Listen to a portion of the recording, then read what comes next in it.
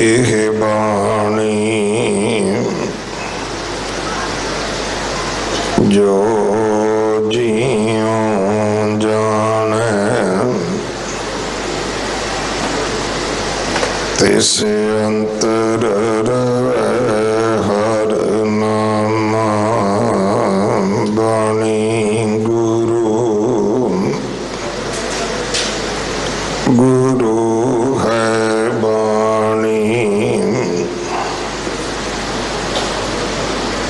विच बाणी अमृत सारे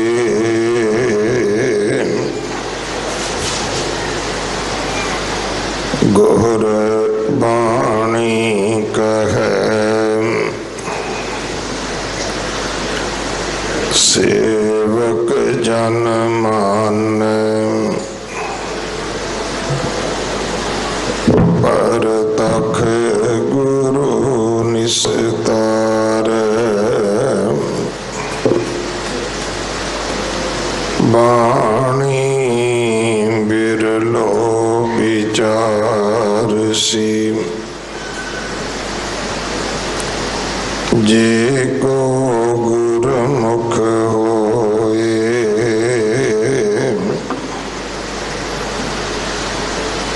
एह बाणी महापुरख की निज कर वासा होए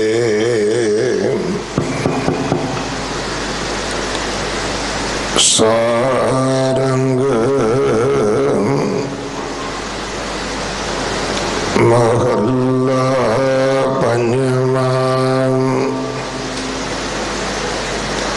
जीवन तो गणिय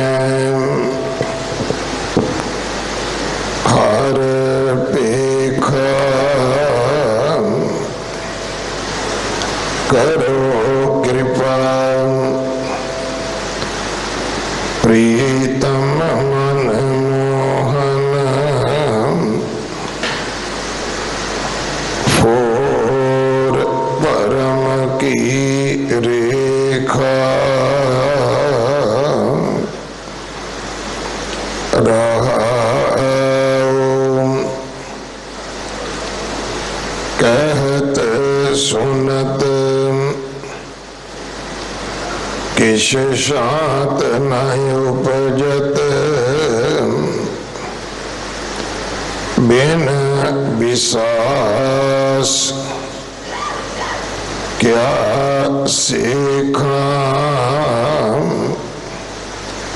प्रभु त्याग आन जो चाहत ताक मुख लग का लेखा जाक रास सर्व सुख स्वामी आन न मानत पेखा नानक दर्श मगन मन मोहे पूरन अर्थ वशेखा जाक रास सर्व सुख स्वामी आन न मानत पेखा नानक दर्श मगन मन मोहे पूरन अर्थ बशेखा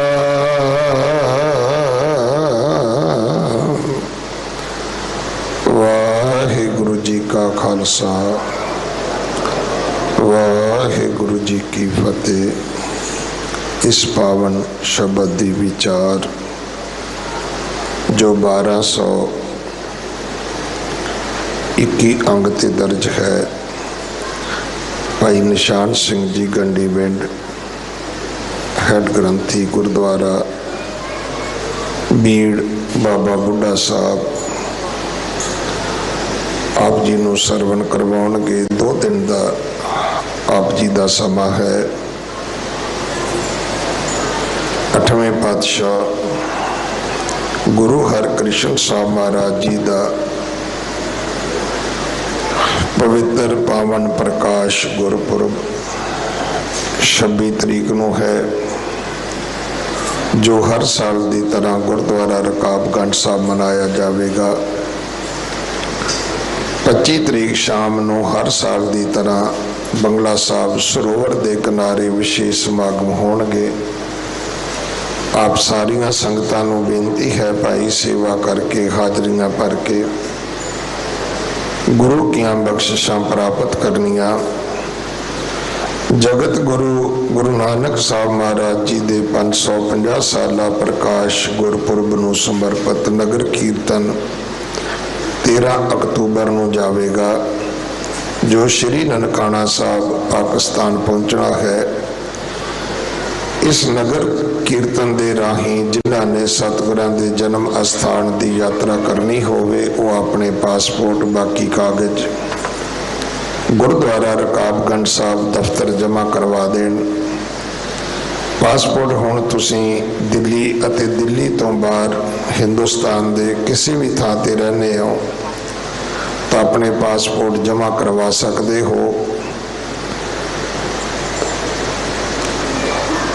दिल्ली कमेटी ने फैसला किया है कि इस नगर कीर्तन के राही श्री करतारपुर साहब सोने की पालकी पेटा करनी है। श्री ननकाना साहब सोने का चवर पेटा करना है अते सतगुरां दे प्रकाश वास्ते धन श्री गुरु ग्रंथ साहब महाराज जी का हथ लिखत सुनहरी जिलद वाला पावन स्वरूप इस सेवा ननकाना साहब की दिल्ली कमेटी ने अपने हिस्से लई है अते उसे सोने की जिलद वाले पावन स्वरूप की ताबिया ये नगर कीर्तन सजेगा। गुरुद्वारा नानक प्याओ साहब शीशगंज साहब बंगला साहब सोने की सेवा वास्ते वखरियां गोलकां रखियां गईयां हैं। भावें बहुत सारी सेवा एक एक परिवार वालों आ चुकी है, निजी तौर पर भी सेवावां इत्थे आके संगत दे रही है, पर सारी संगत दा उहदे विच तिलफुल होवे। सो आप जी इहदे विच सोना भी पा सकते हो या सोने वास्ते माया भी आप जी इन्हां गोलकां विच पा सकते हो। अगर आप जी ने ATG का लाभ लेना होवे तो ताबिया पैसे दे के रसीद भी ले सकते हो। जो 550 बच्चे अडाप्ट किए जाने हैं उहदे वास्ते भी बेनती है कि अगर तुहाडे आंढ गवांढ हो सकता है किसी गरीब परिवार नूं साडी इस अनाउंसमेंट का ना पता होवे, आप जी उन्हां दे बच्चे सानू दिओ जां उन्हां परिवारां नूं कहो कि वो दिल्ली कमेटी नाल संपर्क करन। अमृतधारी गुरसिख परिवारां दे अमृतधारी बच्चिआं नूं जो गरीब होण नीडी होण दिल्ली कमेटी बिल्कुल फ्री पढ़ावेगी, क्योंकि बहुत सारे परिवार स्पॉन्सर कर रहे हैं, उन्हां बच्चिआं नूं अडाप्ट कर रहे हैं। आओ आपां सारे एक मन बना लईए, जे हर सिख 10 रुपये रोज एजुकेशन दे कढ़े तो करोड़ा रुपया रोज बनता है, करोड़ा रुपया। और ये नाल असीं एक फैसला कर सकते हैं कि सिख कौम दे विच जिवें लोग कहते ने कि सिखा च मंगते नहीं होंदे, मैं विश्वास नाल कह सकदा कि वो दिन दूर नहीं जदों लोग कहेंगे कि सिखा च अनपढ़ भी नहीं होंदे। घट्टो घट्ट +2 हर बच्चा भावें किसी पिंड थां ते भी रहिंदा होवे, असीं इन्ना फंड बना लईए कि उत्थे ही उस बच्चे नूं फीसां वर्दियां किताबां असीं दईए, इन्नी साडे कोल समर्था होवे। सिर्फ आप जी नूं मन बनाउण दी लोड़ है। हर धर्मी सिख कुछ ना कुछ अपनी किरत विचों जरूर कढदा है, ते जे 10 रुपये असीं बच्चों की एजुकेशन का कढ लईए तो रोज़ करोड़ा रुपया बन सकता है। सो अगले समय की गुरबाणी विचार सरवण करिए। वाहिगुरू जी का खालसा, वाहिगुरू जी की फतेह।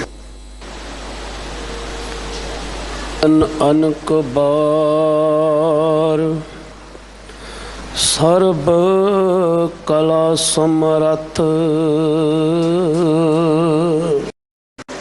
हरकृष्ण साहिब महाराज जी दे मुकद्दस अस्थान गुरुद्वारा श्री बंगला साहिब जी विखे दीन दुनिया दे वाली, ज्ञान दे सागर, सर्वशक्तिमान, रूहानियत दे मुजस्मे, समुची मानवता दे रहबर, चवर छतर तखत दे मालक, जुगो जुग अटल शब्द गुरु धन श्री गुरु ग्रंथ साहिब महाराज जी की मुकद्दस हजूरी अंदर जुड़ बैठे समूह सतसंगी जनों, आप वड भागड़े हो, जिन्होंने सतगुरु सच्चे पातशाह जी की मुबारक हजूरी दे अंदर जां टीवी चैनल दे राही अमृतमई बाणी दे पाठ कीर्तन श्रवण करन दा शुभ अवसर प्राप्त होया है।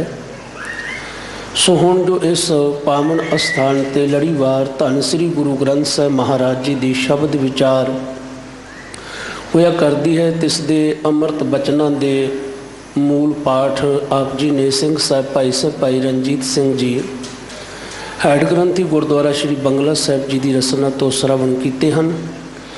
आओ इस पावन शब्द की विचार आरंभ करने तो पहला गुरु पातशाह जी की असीस जो चढ़ती कला की प्रतीक है, उस बख्शीश के पात्र बनदिया होया बड़े ही प्यार अदब सत्कार सहित बुलाइए जी। वाहिगुरु जी का खालसा, वाहिगुरु जी की फतेह। आप जी ने सा वाहिगुरु जी की फतेह। आप जी ने जिस गुरवाक के मूल पाठ श्रवण किए सन, यह अमृत फरमान शहीदां दे सिरताज, बाणी के बोहेत, शांति दे पुंज पंजवें पातशाह साहिब श्री गुरु अर्जुन देव महाराज जी की पावन रसना तो राग सारंग के अंदर उच्चारण किया हुआ है, जो धन श्री गुरु ग्रंथ साहिब महाराज जी के मुबारक अंग 1221 के उपर शोभनीक है। सतगुरु सच्चे पातशाह जी शब्द दियाँ आरंभ वालियाँ और रहाऊ वालियाँ पंक्तियाँ दे रही असां जीवन नूं बड़े ही सरल और बड़े ही सुखैन शब्दों की वरतों करदिया होया जीवन मनोरथ के बारे दे विच समझाउंदे ने कि साडा ये लिया हुआ मनुखी जन्म किवें सार्थक हो सकता है। क्योंकि जदों भी असी जीवन की गल करते हाँ तो जन्म ते मरण दे विचकारले समय नूं जीवन आख्या जाता है। ये साडा जीवन किवें सार्थक होवे, किवें असी इस मनुखी जीवन की बाजी नूं जित सकीए, इस दे बाबत मेरे सतगुਰਾਂ ने तरस करदिया होया सानू समझाया है। जीवन तौ गनिया हर पेखा, कर हो कृपा प्रीतम मन मोहन, फोर भरम की रेखा रहाओ। जदों भी असी वाहिगुरु अकाल पुरख दे ददार की गल करते हाँ, जां विच सतगुर आप रखे उन कर प्रगट आख सुनाया, सतगुरु सच्चे पातशाह जी दे ददारां की गल करते हाँ। ये शब्द बड़ा ही प्यार वाला है। अज भी जदों असी गुरु घर दे विच जाने तो सानू कोई पुछे कि भैन जी कित्थे जा रहे हो, वीर जी कित्थे जा रहे हो, तो असी कहने असी अपने सतगुरु सच्चे पातशाह जी दे दर्शन करने वास्ते जा रहे हाँ। और जदों असी दर्शनां की गल करते हाँ तो विद्वान जनां ने इस नूं समझाउण दे वास्ते सानूं चार ढंगां नाल समझाया है।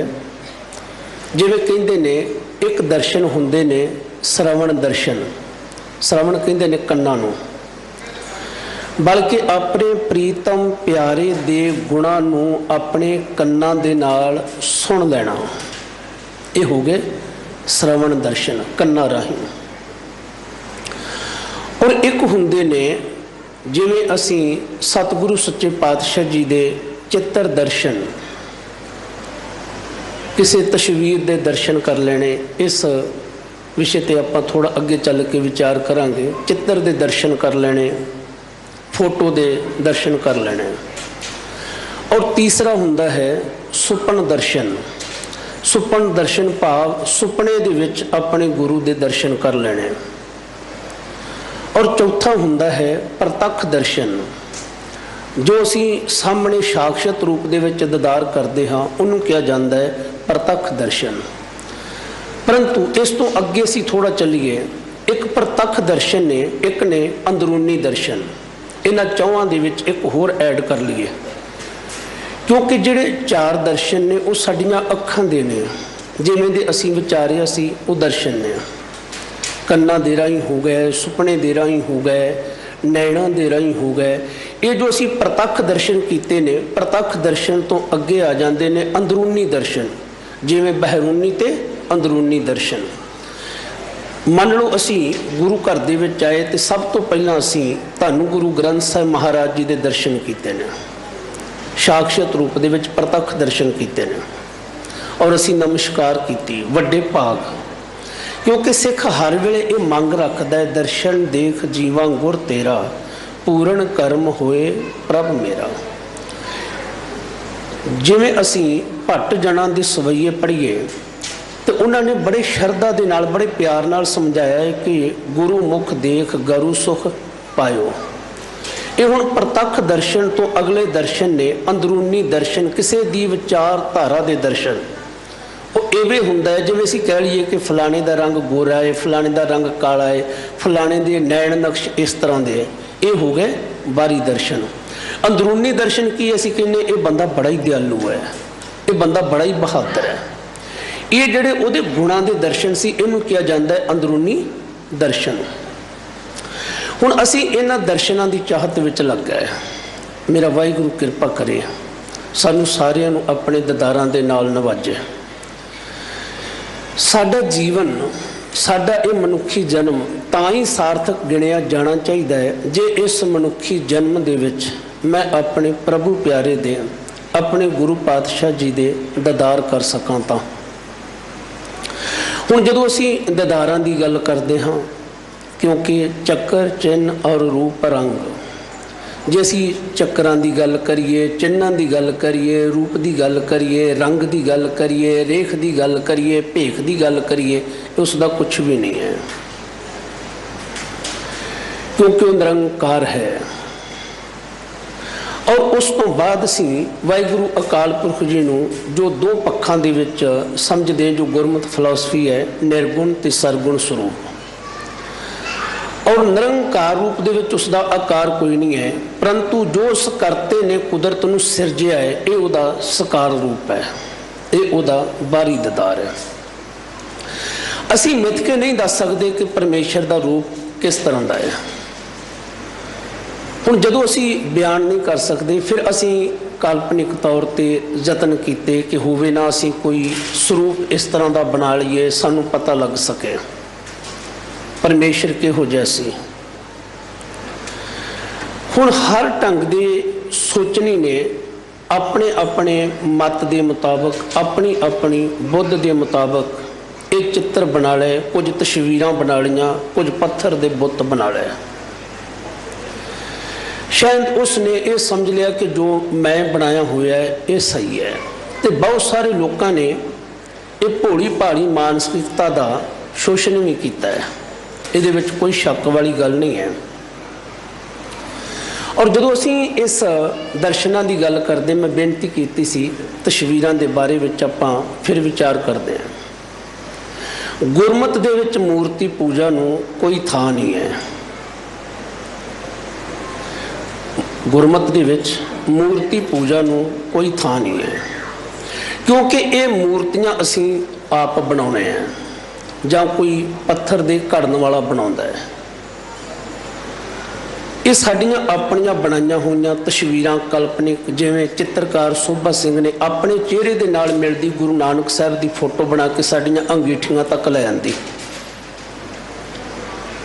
ਬੜੀ ਵਿਰੋਧਤਾ ਹੋਈ ਜਿਸ ਵੇਲੇ ਇਹ ਤਸਵੀਰਾਂ ਸਾਹਮਣੇ ਆਈਆਂ, ਪਰੰਤੂ ਕੁਝ ਕੁ ਸਮੇਂ ਬਾਅਦ, ਕਿਉਂਕਿ ਸਾਡੀ ਸਿੱਖਾਂ ਦੀ ਇਹ ਫਿਤਰਤ ਹੈ, ਅਸੀਂ ਇੱਕ ਵਾਰ ਬੜੇ ਮੁਜ਼ਾਹਰੇ ਕਰਦੇ ਹਾਂ, ਬੜੇ ਰੋਸ ਮਾਰਚ ਕਰਦੇ ਹਾਂ, ਤੇ ਫਿਰ ਅਸੀਂ ਉੱਥੇ ਦਾ ਉੱਥੇ ਹੀ ਆ ਜਾਂਦੇ। 2-4 ਦਿਨ ਦੀ ਖੇਡ ਹੁੰਦੀ ਹੈ, ਉਹ ਵੀ ਖਾਸ ਕਰਕੇ ਮੀਡੀਆ ਦੇ ਵਿੱਚ ਸਾਡੀਆਂ ਖਬਰਾਂ ਚਾਰ ਲੱਗ ਜਾਣ, ਇਹੀ ਕੁਛ ਹੁੰਦਾ ਹੈ। ਗੁਰੂ ਨਾਨਕ ਸਾਹਿਬ ਮਹਾਰਾਜ ਜੀ ਦੀ 500 ਸਾਲਾ ਜਦੋਂ ਸ਼ਤਾਬਦੀ ਮਨਾਈ ਗਈ 1969 ਦੇ ਵਿੱਚ, ਉਸ ਵੇਲੇ ਇਹ ਤਸਵੀਰਾਂ ਦਾ ਰੱਜ ਕੇ ਵਿਰੋਧ ਹੋਇਆ। ਸਿਆਣੇ ਲੋਕਾਂ ਨੇ ਸਮਝਾਇਆ ਵੀ ਤੁਸੀਂ ਕਹਿੰਦੇ ਹੋ ਤਸਵੀਰਾਂ ਦੇ ਰਾਹੀਂ ਪ੍ਰਚਾਰ ਹੁੰਦਾ ਹੈ, ਇਸਲਾਮ ਦੇ ਬਾਨੀ ਮੁਹੰਮਦ ਸਾਹਿਬ ਦੀ ਅੱਜ ਤੱਕ ਤਸਵੀਰ ਨਹੀਂ ਬਣੀ, ਕਿ ਉਹਨਾਂ ਦਾ ਪ੍ਰਚਾਰ ਨਹੀਂ ਹੋਇਆ? ਅਸੀਂ ਕ੍ਰਿਸਚਨ ਭਾਈਚਾਰੇ ਦੀ ਗੱਲ ਕਰ ਲਈਏ, ਬੜੀਆਂ ਤਸਵੀਰਾਂ ਬਣੀਆਂ ਸੀ ਹਜ਼ਰਤ ਈਸਾ ਦੀਆਂ, ਯਿਸੂ ਦੀਆਂ। ਸਿਆਣੇ ਵਿਦਵਾਨਾਂ ਨੇ ਰਲ ਕੇ ਇੱਕ ਫੋਟੋ ਸਿਲੈਕਟ ਕਰ ਲਈ ਕਿ ਆਪਾਂ ਇਹੋ ਹੀ ਫੋਟੋ ਬਣਾਉਣੀ ਹੈ। ਸਾਡੇ ਸਿੱਖਾਂ ਦੇ ਮਨ ਬੜੇ ਕੋਮਲ ਨੇ, ਸਾਡੀ ਸ਼ਰਧਾ ਨੂੰ ਬੜੀ ਛੇਤੀ ਸੱਟ ਵੱਜਦੀ ਹੈ। ਜੇ ਕੋਈ ਸਾਨੂੰ ਸੱਚ ਕਹੇ ਤਾਂ ਬੜੇ ਦੁਖੀ ਹੁੰਦੇ ਹਾਂ। ਅਸੀਂ ਕਿਹਾ ਸਾਨੂੰ ਕੌਣ ਕੋਈ ਰੋਕ ਸਕਦਾ ਹੈ?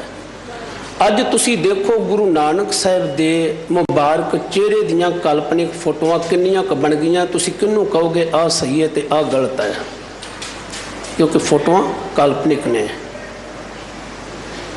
ਗੁਰਮਤਿ ਤਸਵੀਰਾਂ ਮੂਰਤੀਆਂ ਦੀ ਪੁਜਾਰੀ ਨਹੀਂ ਹੈ। ਹੁਣ ਹੋਇਆ ਕਿ ਇਸ ਤੋਂ ਅੱਗੇ ਹੁਣ ਅਸੀਂ 550 ਸਾਲਾ ਪਾਵਨ ਪ੍ਰਕਾਸ਼ ਦਿਹਾੜਾ ਮਨਾਉਣ ਜਾ ਰਹੇ ਹਾਂ। ਹੋ ਸਕਦਾ ਤੁਸੀਂ ਮੇਰੇ ਨਾਲੋਂ ਵੱਧ ਨੈਟ ਯੂਜ਼ ਕਰਦੇ ਹੋ। ਐਮਾਜ਼ੋਨ ਕੰਪਨੀ ਨੇ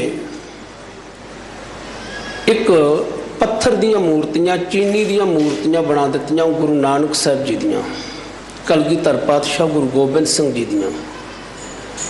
ਔਰ ਨਾਲ ਜਦੋਂ ਤੁਸੀਂ ਉਹਨਾਂ ਦੀ ਵੈਬਸਾਈਟ ਖੋਲ੍ਹ ਕੇ ਦੇਖੋਗੇ, ਉਹਨਾਂ ਨੇ ਨਾਲ ਰੇਟ ਵੀ ਨਿਯੁਕਤ ਕਰ ਦਿੱਤੇ ਹੈ। ਇੱਕ ਸਾਡੇ ਉੱਪਰ ਬੜਾ ਬੌਧਿਕ ਹਮਲਾ ਹੈ, ਸਾਨੂੰ ਸੁਚੇਤ ਹੋਣ ਦੀ ਲੋੜ ਹੈ। ਇਹਦੇ ਪਿੱਛੇ ਕਿਹੜੀ ਮਾਨਸਿਕਤਾ ਕੰਮ ਕਰ ਰਹੀ ਹੈ ਕਿ ਜੇ ਸਿੱਖ ਗੁਰਦੁਆਰਾ ਸਾਹਿਬ ਜਾਂਦਾ ਹੈ, ਉੱਥੇ ਕੀਰਤਨ ਹੁੰਦਾ ਹੈ, ਉੱਥੇ ਆਸਾ ਕੀ ਵਾਰ ਪੜ੍ਹੀ ਜਾਂਦੀ ਹੈ, ਉੱਥੇ ਨਿਤਨੇਮ ਹੁੰਦਾ ਹੈ, ਉੱਥੇ ਕਥਾ ਹੁੰਦੀ ਹੈ, ਤੇ ਕਿਉਂ ਨਾ ਹੋਵੇ ਆਪਾਂ ਸਿੱਖਾਂ ਨੂੰ ਗੁਰੂ ਘਰ ਦੇ ਨਾਲੋਂ ਤੋੜਨ ਵਾਸਤੇ ਇਹਨਾਂ ਦੇ ਘਰਾਂ ਦੇ ਵਿੱਚ ਮੂਰਤੀਆਂ ਟਿਕਾ ਦਈਏ। ਬਸ ਮੂਰਤੀ ਦੇ ਅੱਗੇ ਹੀ ਧੂਫ ਵੱਟੀ ਕਰਕੇ ਆਪਣਾ ਕੰਮ ਸਾਰ ਲਿਆ ਕਰਨਾ। ਥੋੜੇ ਸਮੇਂ ਵਾਸਤੇ ਅਸੀਂ ਸਹਿਮਤ ਹੋ ਵੀ ਜਾਈਏ। ਸਾਡੇ ਬਹੁਤ ਸਾਰੇ ਸਿੱਖ ਜਰਨੈਲ ਹੋਏ ਨੇ ਜਿਨ੍ਹਾਂ ਨੇ ਤਨ ਦੇ ਉੱਪਰ ਜੰਗੇ ਮੈਦਾਨ ਦੇ ਵਿੱਚ ਬੜੇ ਫੱਟ ਖਾਧੇ ਸੀ। ਜੇ ਅਸੀਂ ਵਿਖਾਉਣਾ ਹੀ ਚਾਹੁੰਦੇ ਹਾਂ ਕਿਵੇਂ ਸਾਡੇ ਸਿੱਖ ਬੀਬੀਆਂ ਦੇ ਛੋਟੇ ਛੋਟੇ ਬੱਚੇ ਟੁਕੜੇ ਟੁਕੜੇ ਕਰਕੇ ਮੀਰ ਮੰਨੂ ਨੇ ਉਹਨਾਂ ਦੇ ਗਲਾਂ ਵਿੱਚ ਹਾਰ ਪਾ ਦਿੱਤੇ, ਅਸੀਂ ਐਸੇ ਚਿੱਤਰ ਬਣਾ ਵੀ ਲਈਏ, ਗੁਨਾਹ ਨਹੀਂ। ਪਰ ਗੁਰੂ ਪਾਤਸ਼ਾਹ ਜੀ ਦੇ ਸਰੂਪ ਬਣਾ ਕੇ ਉਹਨਾਂ ਨੂੰ ਧੂਫ ਵੱਟੀ ਕਰਨੀ ਜਾਂ ਉਹਨਾਂ ਨੂੰ ਭੋਗ ਲਗਾਉਣਾ, ਅੱਜ ਅਸੀਂ ਪੜ੍ਹਦੇ ਗੁਰੂ ਦੀ ਬਾਣੀ ਹੈ, ਗੁਰੂ ਦੇ ਸ਼ਬਦ ਹੀ ਹੈ, ਕੋਈ ਸ਼ੱਕ ਨਹੀਂ ਹੈ। ਪਰ ਗੁਰੂ ਦੇ ਸ਼ਬਦ ਪੜ੍ਹਨ ਵਾਲੀ ਅੱਜ ਉਹੀ ਕੁਛ ਅਸੀਂ ਕਰ ਰਹੇ ਹਾਂ ਜੋ ਗੈਰ ਸਿੱਖ ਕਰਦਾ ਸੀ। ਸ਼ਬਦ ਨੂੰ ਜਦੋਂ ਅਸੀਂ ਪੜ੍ਹਦੇ ਹਾਂ ਕਿ ਭਾਤ ਪਹਿਤ ਔਰ ਲਾਪਸੀ ਕਰ ਕਰਾ ਕਸਾਰ ਭੋਗਣ ਹਾਰੇ ਭੋਗਿਆ ਇਸ ਮੂਰਤ ਕੇ ਮੁਖਸ਼ਾਰ। ਇਹ ਨਹੀਂ ਕਿ ਸਾਨੂੰ ਪਤਾ ਨਹੀਂ ਹੈ, ਪਤਾ ਵੀ ਹੈ। ਪਤਾ ਹੋਣ ਦੇ ਬਾਵਜੂਦ ਵੀ ਅਸੀਂ ਇਸ ਪਾਸੇ ਨੂੰ ਤੁਰ ਪਏ। ਗੁਰਮੁਖੋ ਅਸੀਂ ਰੋਜ਼ਾਨਾ ਪੜ੍ਹਦੇ ਹਾਂ, ਆਗਿਆ ਭਈ ਅਕਾਲ ਕੀ ਤਵੇ ਚਲਾਇਓ ਪੰਥ ਸਭ ਸਿੱਖਣ ਕੋ ਹੁਕਮ ਹੈ ਗੁਰੂ ਮਾਨਿਓ ਗ੍ਰੰਥ। ਗੁਰੂ ਗ੍ਰੰਥ ਜੀ ਮਾਨਿਓ ਪ੍ਰਗਟ ਗੁਰਾਂ ਕੀ ਦੇ ਜੋ ਪ੍ਰਭ ਕੋ ਮਿਲ ਬੋ ਚਾਹੇ ਖੋਜ ਸ਼ਬਦ ਮੈਂ ਲੈ। ਅਸੀਂ ਸ਼ਬਦ ਦੇ ਪੁਜਾਰੀ ਹਾਂ। ਅਸੀਂ ਗੁਰੂ ਦੇ ਸ਼ਬਦ ਨੂੰ ਪੜ੍ਹਨਾ ਸੀ, ਅਸੀਂ ਗੁਰੂ ਦੇ ਸ਼ਬਦ ਨੂੰ ਸੁਣਨਾ ਸੀ, ਅਸੀਂ ਗੁਰੂ ਦੇ ਸ਼ਬਦ ਨੂੰ ਵਿਚਾਰਨਾ ਸੀ ਤੇ ਗੁਰੂ ਦੀ ਮੱਤ ਦੇ ਅਨੁਸਾਰ ਅਸੀਂ ਜੀਵਨ ਨੂੰ ਜਿਉਣਾ ਸੀ। ਪਿਛਲੇ ਦਿਨ ਇੱਕ ਵੀਰ ਨੇ ਬੜੇ ਪਿਆਰ ਦੇ ਨਾਲ, ਬੜੇ ਲਹਿਜੇ ਦੇ ਨਾਲ ਤਰਕ ਭਰਪੂਰ ਗੱਲ ਕੀਤੀ ਕਹਿੰਦਾ ਦੇਖੋ ਗੁਰੂ ਨਾਨਕ ਸਾਹਿਬ ਜੀ ਨੇ ਇਹ ਬੋਲ ਕਹੇ ਨੇ, ਸਤਿਗੁਰ ਕੀ ਮੂਰਤ ਹਿਰਦੇ ਵਸਾਏ। ਕਹਿੰਦੇ ਵੇਖੋ ਗੁਰੂ ਨਾਨਕ ਸਾਹਿਬ ਜੀ ਨੇ ਕਿਹਾ ਕਿ ਸਤਿਗੁਰੂ ਦੀ ਮੂਰਤ ਜਿਹੜੀ ਉਹਨੂੰ ਹਿਰਦੇ 'ਚ ਵਸਾਉਣਾ ਚਾਹੀਦਾ ਹੈ। ਮੈਂ ਕਿਹਾ ਬਿਲਕੁਲ ਵਸਾਉਣਾ ਚਾਹੀਦਾ ਹੈ। ਮੇਰਾ ਤਾਂ ਸਤਿਗੁਰੂ ਹੋਰ ਵੀ ਸਮਝਾਉਂਦਾ ਹੈ ਕਿ ਗੁਰ ਕੀ ਮੂਰਤ ਮਨ ਮੇ ਧਿਆਨ, ਉੱਤੇ ਵੀ ਗੱਲ ਸਮਝਾਉਂਦਾ ਹੈ ਕਿ ਗੁਰੂ ਦੀ ਮੂਰਤ ਦਾ ਮਨ ਵਿੱਚ ਧਿਆਨ ਧਰਨਾ ਚਾਹੀਦਾ ਹੈ। ਕਹਿੰਦਾ ਫਿਰ ਤੁਸੀਂ ਕਿਉਂ ਕਹਿੰਦੇ ਹੋ ਕਿ ਮੂਰਤਾਂ ਕਾਲਪਨਿਕ ਨੇ, ਇਹ ਫੋਟੋਆਂ ਜਿਹੜੀਆਂ ਕਾਲਪਨਿਕ ਨੇ। ਮੈਨੂੰ ਬੜੇ ਪਿਆਰ ਦੇ ਨਾਲ ਇਹ ਗੱਲ ਸਮਝਾਈ ਸੀ ਕਿ ਗੁਰਮੁਖਾ ਦੇਖ, ਜਿਹੜੀ ਗੁਰਮਤਿ ਫਿਲਾਸਫੀ ਸਾਡੀ ਸਮਝਣ ਤੋਂ ਪਰੇ ਹੈ, ਉਹਨੂੰ ਸੌਖੇ ਢੰਗ ਨਾਲ ਸਮਝਣ ਦੇ ਵਾਸਤੇ ਸਾਨੂੰ ਭਾਈ ਸਾਹਿਬ ਭਾਈ ਗੁਰਦਾਸ ਜੀ ਨੂੰ ਪੜ੍ਹ ਲੈਣਾ ਚਾਹੀਦਾ ਹੈ। ਅਸੀਂ ਵਾਰਾਂ ਪੜ੍ਹੀਏ, ਅਸੀਂ ਉਹਨਾਂ ਦੇ ਉਚਾਰਨ ਕੀਤੇ ਹੋਏ ਕਵਿਤ ਪੜ੍ਹੀਏ, ਔਰ ਉਹ ਸਾਨੂੰ ਸਪਸ਼ਟ ਕਰ ਦਿੰਦੇ ਨੇ ਕਿ ਗੁਰੂ ਦੀ ਮੂਰਤ ਹੈ ਕੀ। ਉਹ ਕਹਿੰਦੇ ਗੁਰ ਮੂਰਤ ਗੁਰ ਸ਼ਬਦ ਹੈ, ਸਾਧ ਸੰਗ ਮਿਲ ਅੰਮ੍ਰਿਤ ਵੇਲਾ। ਸਪਸ਼ਟ ਹੋ ਗਿਆ ਨਾ ਕਿ ਗੁਰੂ ਦੀ ਫੋਟੋ ਕਿਹੜੀ ਹੈ, ਗੁਰੂ ਦਾ ਸਰੂਪ ਕਿਹੜਾ ਹੈ। ਗੁਰ ਮੂਰਤ ਗੁਰ ਸ਼ਬਦ ਹੈ, ਗੁਰੂ ਦਾ ਸ਼ਬਦ। ਅਸੀਂ ਸ਼ਬਦ ਦਾ ਧਿਆਨ ਧਰਨਾ ਸੀ, ਅਸੀਂ ਸ਼ਬਦ ਨੂੰ ਹਿਰਦੇ ਵਿੱਚ ਵਸਾਉਣਾ ਸੀ, ਬਲਕਿ ਫੋਟੋ ਨੂੰ ਨਹੀਂ, ਕਿਸੇ ਤਸਵੀਰ ਨੂੰ ਨਹੀਂ। ਹੁਣ ਜਦੋਂ ਅਸੀਂ ਇਸ ਗੱਲ ਨੂੰ ਸਮਝਦੇ ਹਾਂ, ਮੇਰਾ ਗੁਰੂ ਸਾਨੂੰ ਕੀ ਸਮਝਾ ਰਿਹਾ ਹੈ। ਗੁਰੂ ਦੇ ਸ਼ਬਦ ਨੂੰ ਅਸੀਂ ਧਿਆਨ ਵਿੱਚ ਟਿਕਾਉਣਾ ਹੈ। ਗੁਰ ਕੀ ਮੂਰਤ ਮਨ ਮੇ ਧਿਆਨ, ਗੁਰ ਕਾ ਸ਼ਬਦ ਮੰਤਰ ਮਨ ਮਾਨ। ਇਹੀ ਸਾਡੇ ਲਈ ਇੱਕ ਮੰਤਰ ਹੈ, ਅਸੀਂ ਉਸੇ ਦਾ ਹੀ ਜਾਪ ਕਰਨਾ ਹੈ। ਹੁਣ ਜਦੋਂ ਅਸੀਂ ਗੁਰੂ ਦੇ ਸ਼ਬਦ ਨੂੰ ਸੁਣਦੇ ਹਾਂ, ਸ਼ਬਦ ਨੂੰ ਆਪਣੀ ਸਮਝ ਦੇ ਨਾਲ ਵਿਚਾਰਦੇ ਹਾਂ, ਇਸ ਬਚਨ ਦੇ ਰਾਹੀਂ ਗੁਰੂ ਨੇ ਮੈਨੂੰ ਉਪਦੇਸ਼ ਕੀ ਕੀਤਾ ਹੈ। ਇਹ ਹੈ ਅੰਦਰੂਨੀ ਦਰਸ਼ਨ ਕਰਨੇ ਗੁਰੂ ਦੀ ਵਿਚਾਰਧਾਰਾ ਦੇ। ਗੁਰੂ ਦੇ ਦਰਸ਼ਨ ਹੋ ਗਏ, ਸਮਝ ਲੈਣਾ ਅਸੀਂ ਪਰਮੇਸ਼ਰ ਦੇ ਦਰਸ਼ਨ ਕਰ ਲੈਣੇ, ਕਿਉਂਕਿ ਪਾਰ ਬ੍ਰਹਮ ਗੁਰ ਨਾਹੀਂ ਪਿਆ। ਮੈਂ ਕਈ ਵਾਰ ਬੇਨਤੀ ਕਰਿਆ ਕਰਦਾ ਗੁਰਮੁਖੋ, ਧੰਨ ਸ੍ਰੀ ਗੁਰੂ ਗ੍ਰੰਥ ਸਾਹਿਬ ਜੀ ਦੀ ਬਾਣੀ ਵਾਹਿਗੁਰੂ ਅਕਾਲ ਪੁਰਖ ਜੀ ਦਾ ਸਰਗੁਣ ਸਰੂਪ ਹੈ। ਮੇਰੇ ਖਿਆਲ ਬਹੁਤ ਸਾਰੇ ਤਰਕਵਾਦੀ ਕਹਿਣਗੇ ਭਾਈ ਸਾਹਿਬ ਨੂੰ ਵੀ ਲੱਗਦਾ ਕਿ ਬ੍ਰਹਮ ਗਿਆਨ ਦਾ ਬੁਖਾਰ ਚੜ ਗਿਆ ਹੈ, ਤਾਪ ਚੜ ਗਿਆ ਹੈ, ਕਿਉਂਕਿ ਜ਼ਿਆਦਾਤਰ ਸਾਡੀ ਸੋਚਣੀ ਇਸ ਤਰ੍ਹਾਂ ਦੀ ਹੈ।